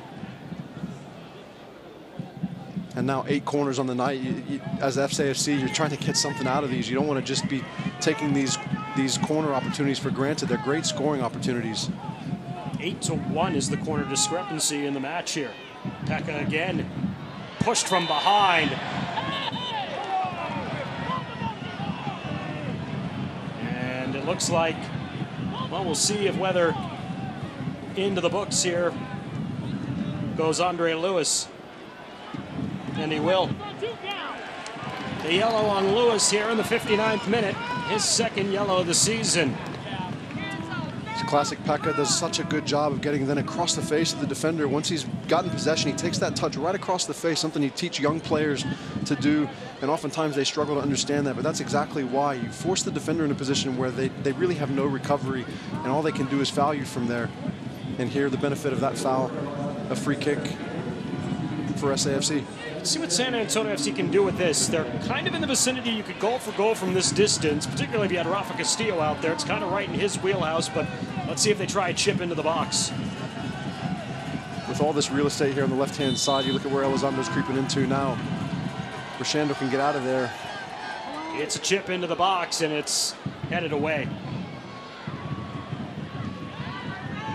Really a distance on that last free kick. It's going to be tough to have a go from there, but you want to get something out of it different than what they did. And here facing another counterattack. Good challenge there. If Mikey Lopez wins the ball away. Gordon slips it to Escalante, corner of the box, a little back pass off the defender as he was trying to go to Lopez, taken back away here by T2. Gordon couldn't keep it alive on the touchline, and the throw-in coming up for Portland. Get a player's perspective of all the action around the USL every Wednesday as Tampa Bay Rowdies' Jack Blake hosts the Blake Down on the USL YouTube channel. Just about an hour into the match from Toyota Field. Portland getting on the board, a penalty from Augustine Williams in the 50th minute as he was taken down by Darnell King, who also got a yellow card, which will, going in as his 5th of the season, will put him in suspension for San Antonio FC's next USL match, which is 2 weeks from tonight here at home against Sacramento Republic FC. That'll be a big loss for San Antonio FC against a very good opponent in Sacramento. And Sacramento gave SAFC all they could handle from those wide attacking channels when they saw them out in Sacramento earlier in the year. Escalante with words for Williams as they separate.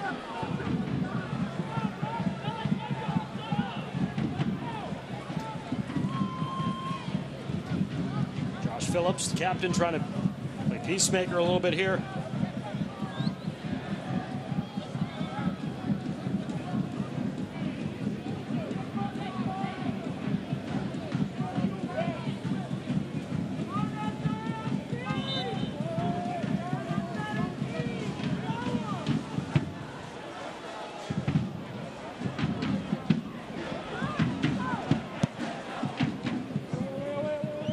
By Phillips here to the top of the box. Darnell King gets on top of it to knock it away. Terrell Lowe will send it back to Phillips. Phillips, veteran of 83 USL games, most coming with Colorado Springs. It's a part of their expansion club 3 seasons ago.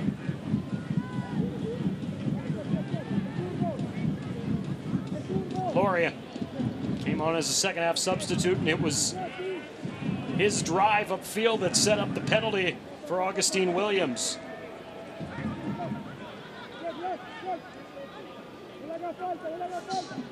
Some good footwork here for Loria as he's pressured there by Elizondo on the foul. Leon Cesar. And Cesar's going to go into the books as well here too.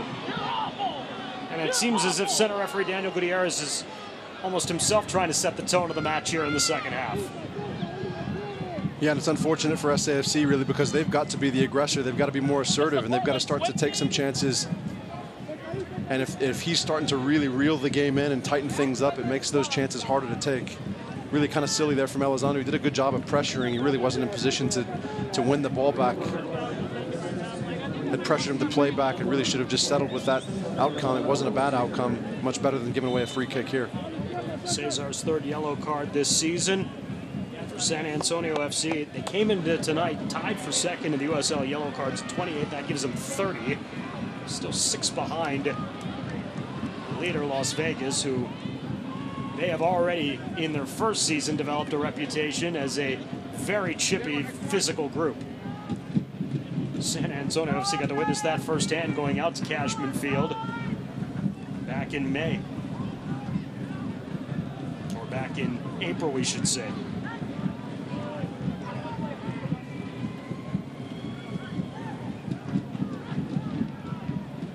Elizondo. As he makes the turn. Here's Escalante. Chipped into the box, looking in Alex Bruce's direction. Getting on the back end there. Gordon Bruce! And just couldn't finish the acrobatic effort there. Well played by Omar Gordon to keep that in play there on the weak side, right outside the far post.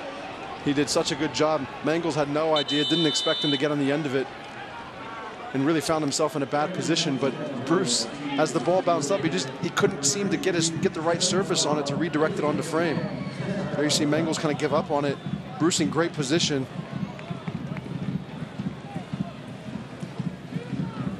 A little unfortunate there, but again, decent chances being created, and that really wasn't a fantastic ball. It was just great effort by Gordon, which we've seen a couple of times tonight. I don't think anybody had an idea he was going to catch up to that one either. Sonny Guadarrama is going to come in for Cesar Elizondo. Boy, Cesar's had his share of chances tonight. And although a good effort from him, he's probably thinking about several of the opportunities he had to get San Antonio FC on the board this evening. Absolutely, absolutely. And you just hope Guadarrama can come in and bring a bit of a buzz and some confidence in possession. He likes to fancy himself, I think, in the final third with being the creator and maybe even a goal scorer, so maybe the type of confidence you need. Bruce! Mangels knocked it away from the 19-year-old. Pekka heads it forward, but to no one in the vicinity. Well, Alex Bruce is starting to make himself well known in the box here. The 6'2" striker up top. He's had a couple of opportunities to climb the ladder here. Actually ended up winning the ball away from Mangels on that service in by Escalante. He did. It was a great effort there from Bruce to go and challenge that. Kind of the floated ball in, really, which plays to the advantage of a 6-foot+ goalkeeper.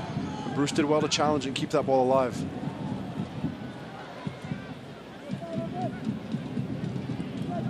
Tremendous technique by Ebabisi to keep that ball moving forward. Here's Marvin Loria. Foul on San Antonio FC. I just have been thrilled watching Alex Bruce develop day in and day out each week. As, again, for someone of his age, 19 years old, and when you think about the lack of depth in the striker position right now for San Antonio FC with Ever Guzman and Kyle Murphy both out of action, Bruce has given you everything and then some in taking over that position. Yeah, he's done a nice job tonight for sure, and as you said, he's just continuing to grow as a young man. Really doesn't have a ton of experience, certainly not at this level. Yet that's not really being something that's being a disadvantage for him. He's not allowing it to be a disadvantage. Just getting himself involved, getting stuck in, getting around the goal, and creating some dangerous scenarios. Hasn't been able to convert tonight, but he's certainly been in the mix of a number of different situations that could possibly have been good goal-scoring chances. And I wouldn't say he's done it tonight. My guess is the way he's been playing, he's going to be able to create another very good chance. It's just whether SAFC can convert. Hansen will get underneath this. Back to Williams, the goal scorer.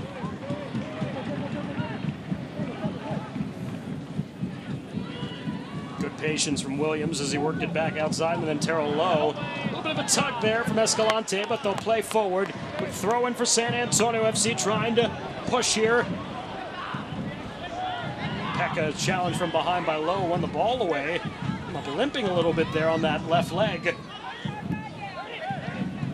San Antonio FC will go forward. Nice ball from Guadarrama over the top. Omar Gordon in stride. Enters the box, Gordon. Back across, and Mikey Lopez on the end of that one, but sends it over goal. Another good effort here from SAFC. Really just kept things going and didn't allow it to die when it tried to die naturally. There you see a ball come across to Mikey Gordon, and probably should not have taken that first time. I mean, obviously, beyond just the result of that attempt itself going up into the stands, it probably was just the delivery, the height of the delivery. Really should have taken a touch by that initial defender and would have been in a much better position to be able to convert from there. I will say this for San Antonio FC tonight as a positive. The playing contributions they've gotten from their two wing players tonight, Escalante and Gordon, has been fantastic. It's probably been the best that we've seen from that combination all season. Absolutely agree, 100%. Something that I think SAFC has got to do, be more deliberate with doing even, is getting those wide flank players more involved in the final third of the field, creating some more space for them to be able to be dangerous. Because if we go back, you think back to some of the greater successes that SAFC have had, it's been off of wide service, getting balls whipped into the face of goal. And really at high levels of the game, that's where goals are scored anyway, is being able to get the ball whipped across the face. It puts the goalkeeper in a difficult position, puts the defenders in difficult recoveries, and it gives the attacking players the advantage. And so seeing them do that tonight, I hope, much to your point, is something they really recognize themselves and start to be more deliberate about creating those situations going forward. And it's not only the chances created, they've connected on those crosses tonight. And it's one thing to have the chances, but to have successful crosses as well too is another huge impact for the attack going forward. San Antonio FC 21 minutes or so to try to find the equalizer and level T2, looking for their 8th win of the season and their 4th away from Providence Park. Augustine Williams is cramping up here now in the attacking third of the field. San Antonio FC in possession here, so we'll play on.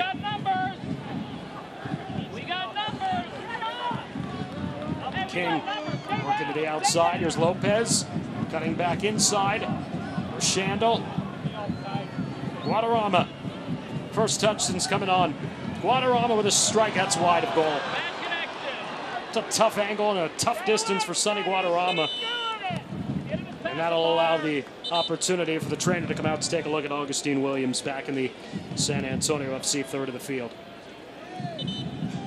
Yeah, I think not something unexpected there from Guadarrama. As I said, he'll sometimes fancy himself in the final third of the field in terms of being the creator and being willing to take some of those shots from outside the box. Trying to catch the goalkeeper there on the weak post. Here we see the replay of that last possession from Restrepo as they built out the other side. San Antonio doing a much better job tonight, I think, of building from back to front than we've seen this season as well.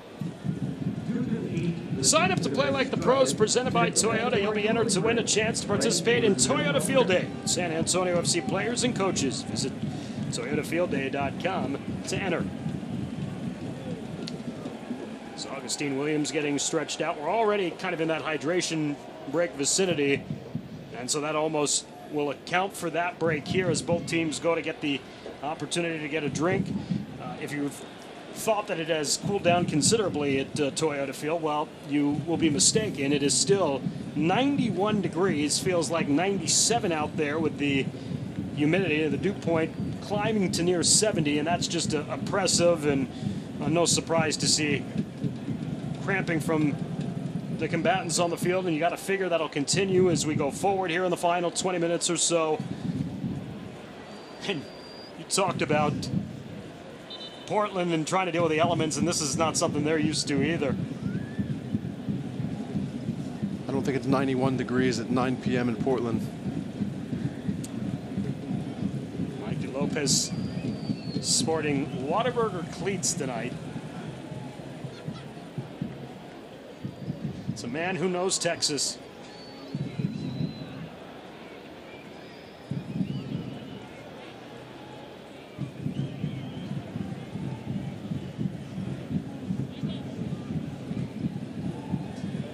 I could do for a Whataburger right now.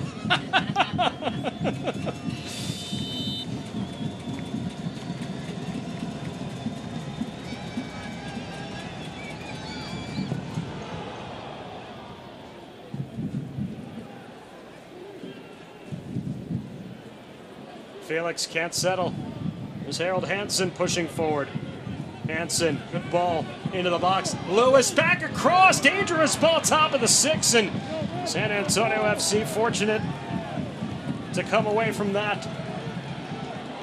Escalante back on the counter with Guadarrama. A little stop and start move, Guadarrama. Trying to go over the top, defended away by Portland. Another counter situation there for SAFC to have to deal with. Errant touch there in the back third. Facing another numbers down situation, another dangerous chance created by T2 off the counterattack. Lopez back across, Escalante. Keep it from going out of play. We'll earn the 9th Circle K corner of the match here for San Antonio FC.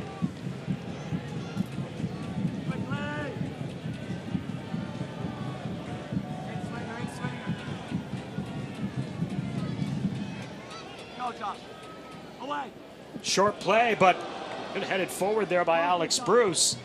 Almost turned into a dangerous opportunity off the initial service from Guadarrama. Escalante still onside, back to the box. Ball is free, an opportunity blocked away, and will result in another corner. What a job done there by the defender there for T2, Nathan Smith, getting into the middle of that strike. Really well managed there from Escalante. Ryan Felix up on the near side challenge. And as you said, T2 just did a good job of getting numbers around the ball defensively and making that difficult. San Antonio FC wins a free kick. Guadarrama, he gives it a go. That doesn't get through the area. Guadarrama down on the ball, gets back up. Andre Lewis comes away with it. T2 trying to counter. Felix, as he collides there, coming back with Loria. We play on. San Antonio FC sensing some urgency here as we get to the final 15 minutes. Alex Bruce trying to break free, slips it into the box. The return pass taken away by Batista. He'll clear it upfield.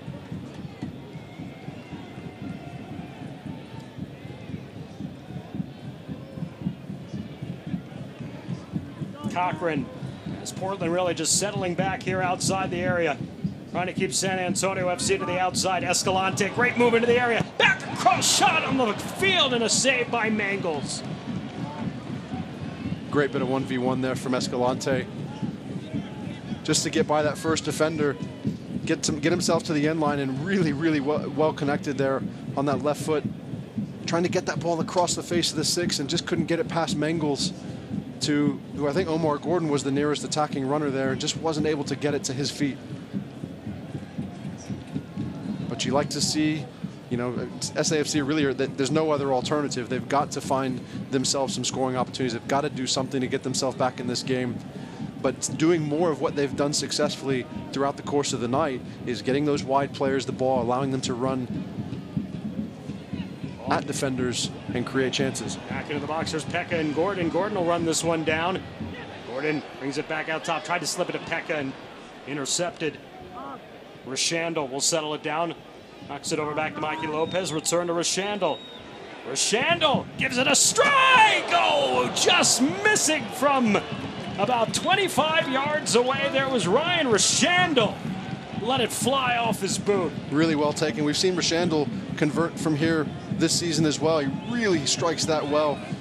And Mangles up to it, just to get across and tip it around the bar as he dove to his left there. What a good save for Mangles.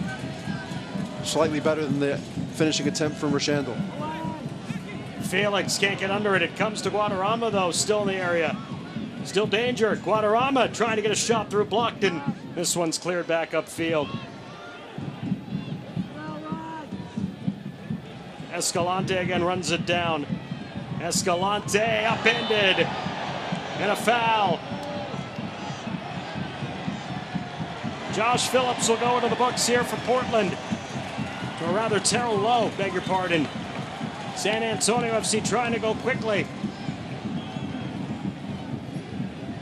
The game getting to a point here where Terrell Lowe doesn't want any part of Jose Escalante.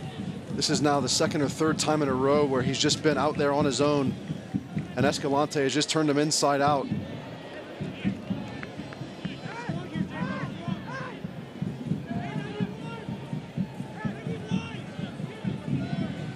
So from the angle there, San Antonio FC with a free kick here in the 78th minute.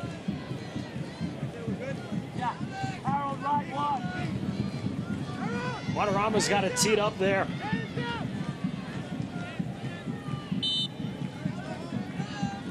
We'll play it out top here for Pekka. Moving back into the area. Return to Guadarrama. Challenged coming forward by Hansen. Guadarrama now against two Timbers, and in the trees he concedes it. It's a goal kick here for Alex Mangles. Gone from a set piece here in a corner, well won by Escalante,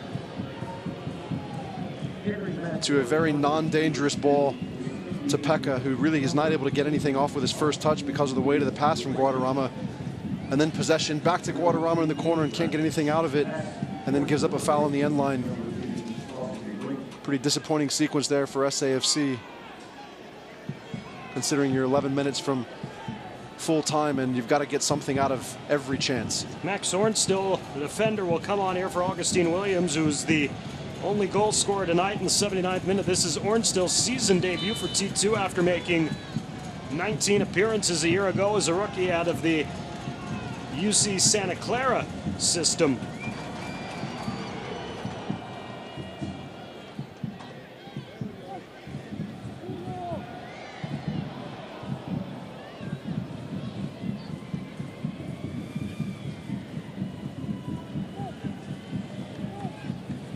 Darnell King sitting on a yellow card as he works it to the outside. Mikey Lopez.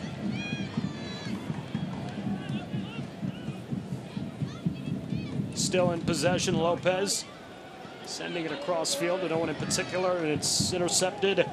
Terrell Lowe able to play that one forward. Harold Hansen on the counter attack. A bit of miscommunication there, moving upfield with Marvin Loria. And San Antonio FC will get back to the ball here, and they'll get an opportunity on the counter themselves. Escalante with a good ball forward. Guadarrama playing towards the top of the box, knocked aside.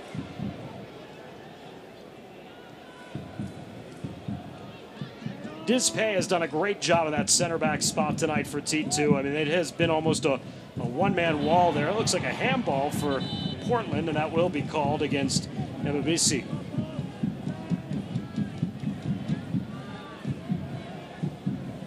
Darnell King on the outside. Upended by Nathan Smith, and a foul on Smith.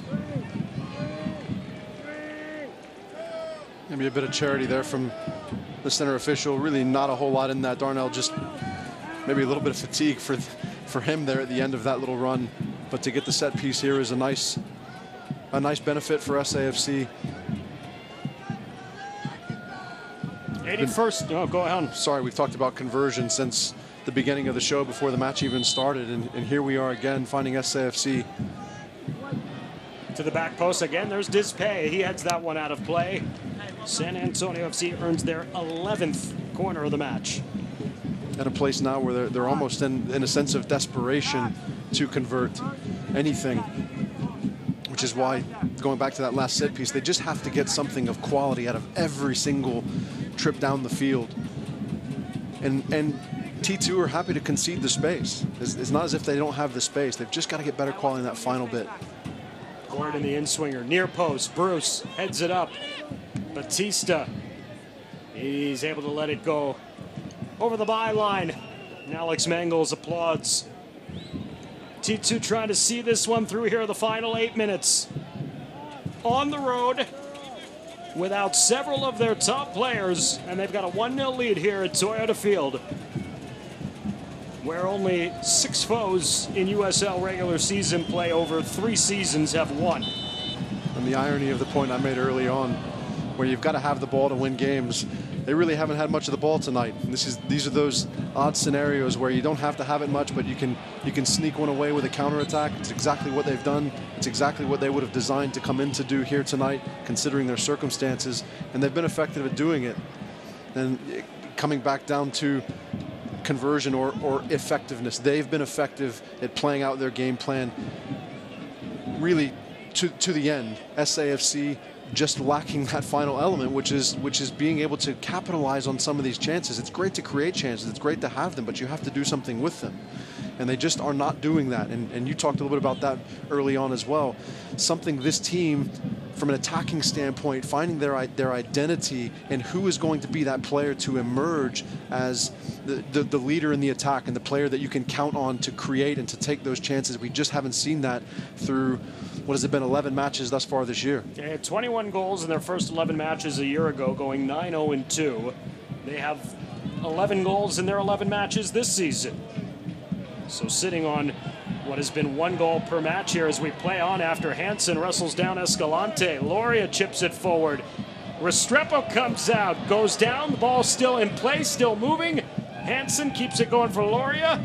Sent back out top, Ebabisi with Andre Lewis. Lewis's strike is well awry from goal. That ball's on its way to Portland.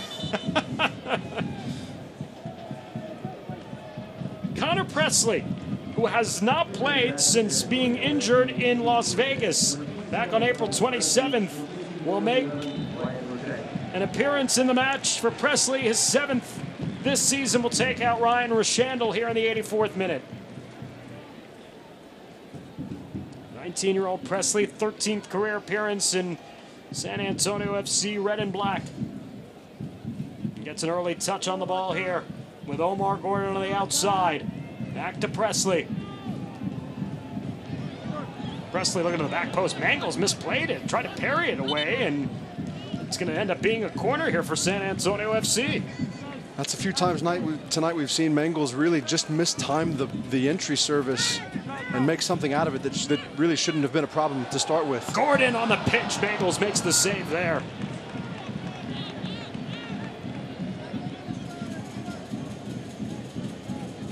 And Mangles will try to kill some clock here. 5 minutes and whatever added time remaining in the match.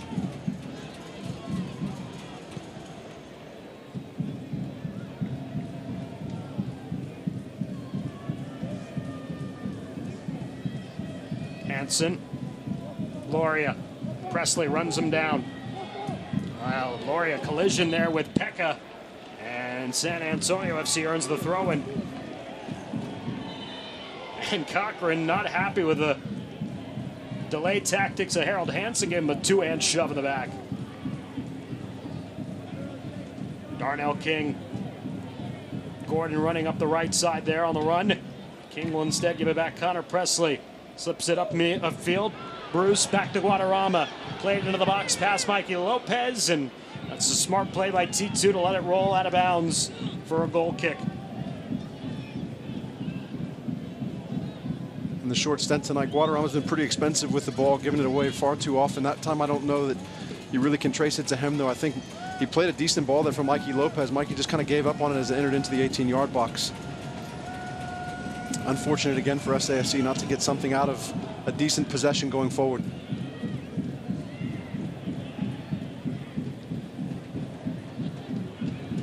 Bruce, Guadarrama. Back to Alex Bruce. Nice ball across. King into the area. Here's Gordon making the turn with a strike. Omar Gordon, the equalizer. He's done it again. Omar Gordon deserves that tonight. He's has done a fantastic job for SAFC tonight in carrying the load in the attack. Being involved really in almost every dangerous goal-scoring opportunity. He does so well to get turned on that, to cut across onto his left foot, and then just wrong foots the goalkeeper there, Mangles. Great ball here from Darnell King. Right into his feet, gets turned with it. There you see him, wrong foot. Mangles tucks it into the far corner there. A great finish, very timely for SAFC. Omar Gordon's third goal in his last 4 USL matches, and his fourth goal in the last 5 games overall. And you include his goal in Open Cup play. Omar Gordon, what a revelation he's been since joining the starting 11 for San Antonio FC back in early May. It was Connor Presley's spot, ironically, that he took after Presley got injured in Las Vegas back on April 27th. Omar Gordon has been fantastic ever since. Yeah, just a really good finish, real composed with the ball at his feet, back to goal, being able to get himself to the inside and get turned to face. Like I said, such a timely goal here as we wind down in the last few minutes here to full time. And Gordon not done, still running. Connor Presley with some daylight. Presley stood up at the top of the box by Dispe. Presley work it back. Pekka back into the ball here for Darnell King. 2 converge on him. Will return to Pekka. He'll play it back out top to Felix. Cochran, he'll get forward here.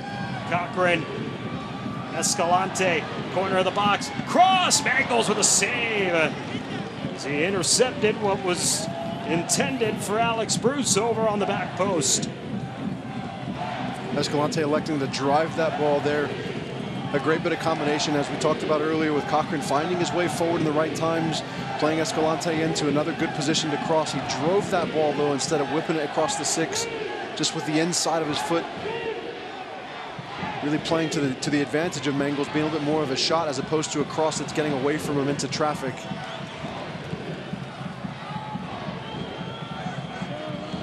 Connor Presley again, looking into the area and cleared away by Josh Phillips.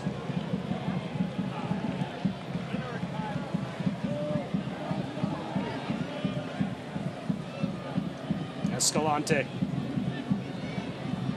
trying to push this one forward, blocked aside, a land back to Harold Hansen, concedes possession, gave it to Pekka, slipped to Bruce, back to Pekka, just wide of goal. Exciting stuff here from SAFC in the closing moments. That's probably ideally a left-footed finish here. He just tries to open his hips, and as he closes there, he just whips it across the face of the near post, just off of frame.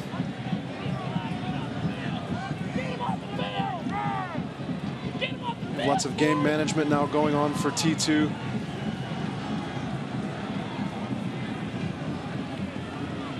We're already in the 90th minute, and the Portland defender has hit the pitch.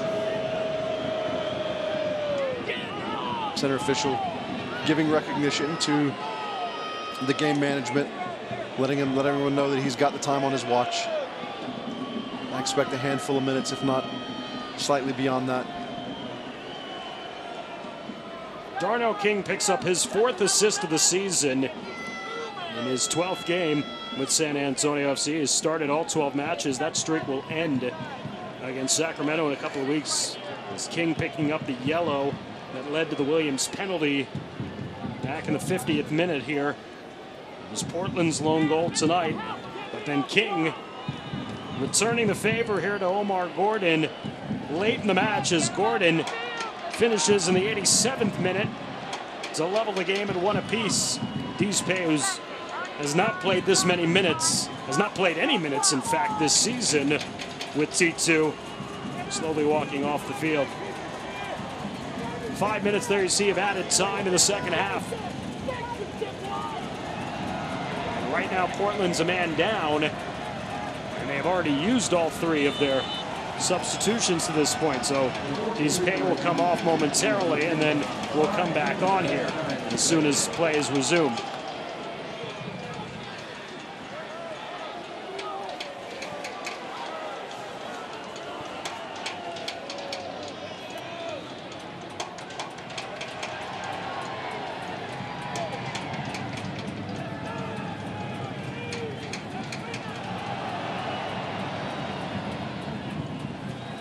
King retreats as he was pushing forward.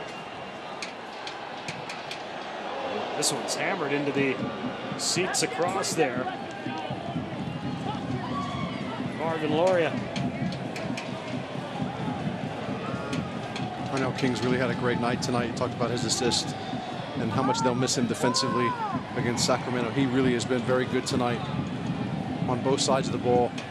Escalante with the chip across off of Josh Phillips, and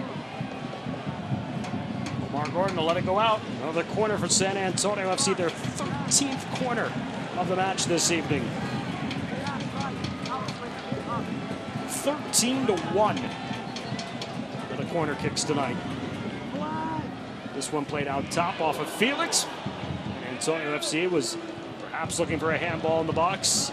We play on here. This one kept alive. Great hustle by Escalante there on the touchline. Whipped into the box. Off this pair, Bruce! San Antonio FC the lead! Alex Bruce with the finish at stoppage time! What a fantastic start. You think here it starts here on the edge with Escalante doing everything he can to keep that ball in play. Then he gets it back in possession, whips a fantastic ball in behind the back line, something we've been looking for him to do all night tonight. Bruce predicting it, get himself in a good position here, and is able to capitalize on the error. As I said earlier in the game, Bruce is going to be a part of another chance here, and he there was and got the game winner, hopefully, here, if they can hold on to it over the next few minutes. T2 in a position now where they've really got to change their mode. They go into desperation here, trying to get anything they can to try to to get something back out of this game that they had in their hands only just a few minutes ago. What a play by Escalante. What a hustle to keep that ball alive on the touchline and keep it moving where it looked like it was very dangerously close to dribbling out of bounds. As Marvin Loria sending it forward here. And it was so close to rolling over the touchline here. There was a big debate between the staff and the fourth official and the second official over here, the assistant referee, as to whether or not that went out or not. But as you said, great effort from Escalante just to keep that ball in play. And then what a great ball he played in. Fantastic sequence for him. So San Antonio FC, which was staring at what would have only been their 7th loss all time here at Toyota Field, down 1 goal in the 87th minute before Omar Gordon equalizes. And then the 19-year-old Alex Bruce here in the 3rd minute of stoppage time in the second half with his 2nd goal in 7 games has given San Antonio FC the lead. And there's Escalante. The hustle to keep it alive there on the touchline.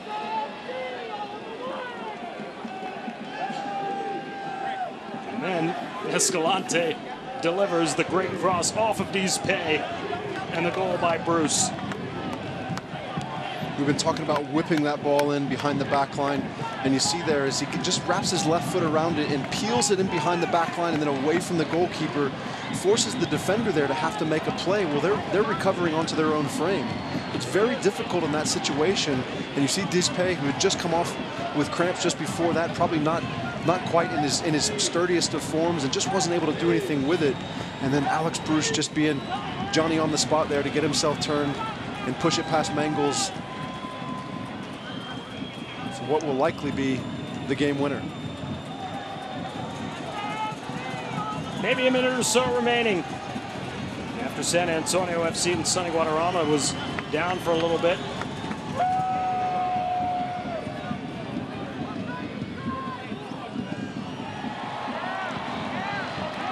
Long ball as Gordon end up getting under this one all the way by the corner stick.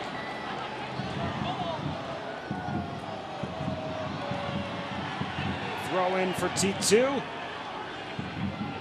But not much time left for them, and they concede the possession.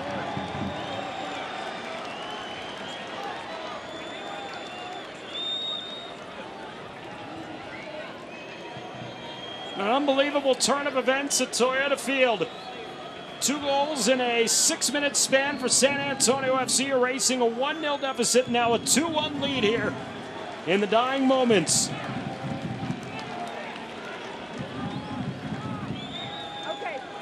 Classic SAFC form. Dig a little bit of a hole and then try to find your way out of it. Yet again, we've seen this many times, many times here in this stadium, in this venue, coming back from behind to get 3 points out of a match. And I applaud the effort and encourage a better second half start moving forward. I feel like that has been on top of Darren Powell's mind a lot here the last few weeks, and something he'll continue to drill home. But after 3 points, that might make it a little bit easier. This is actually going to be yet another corner here.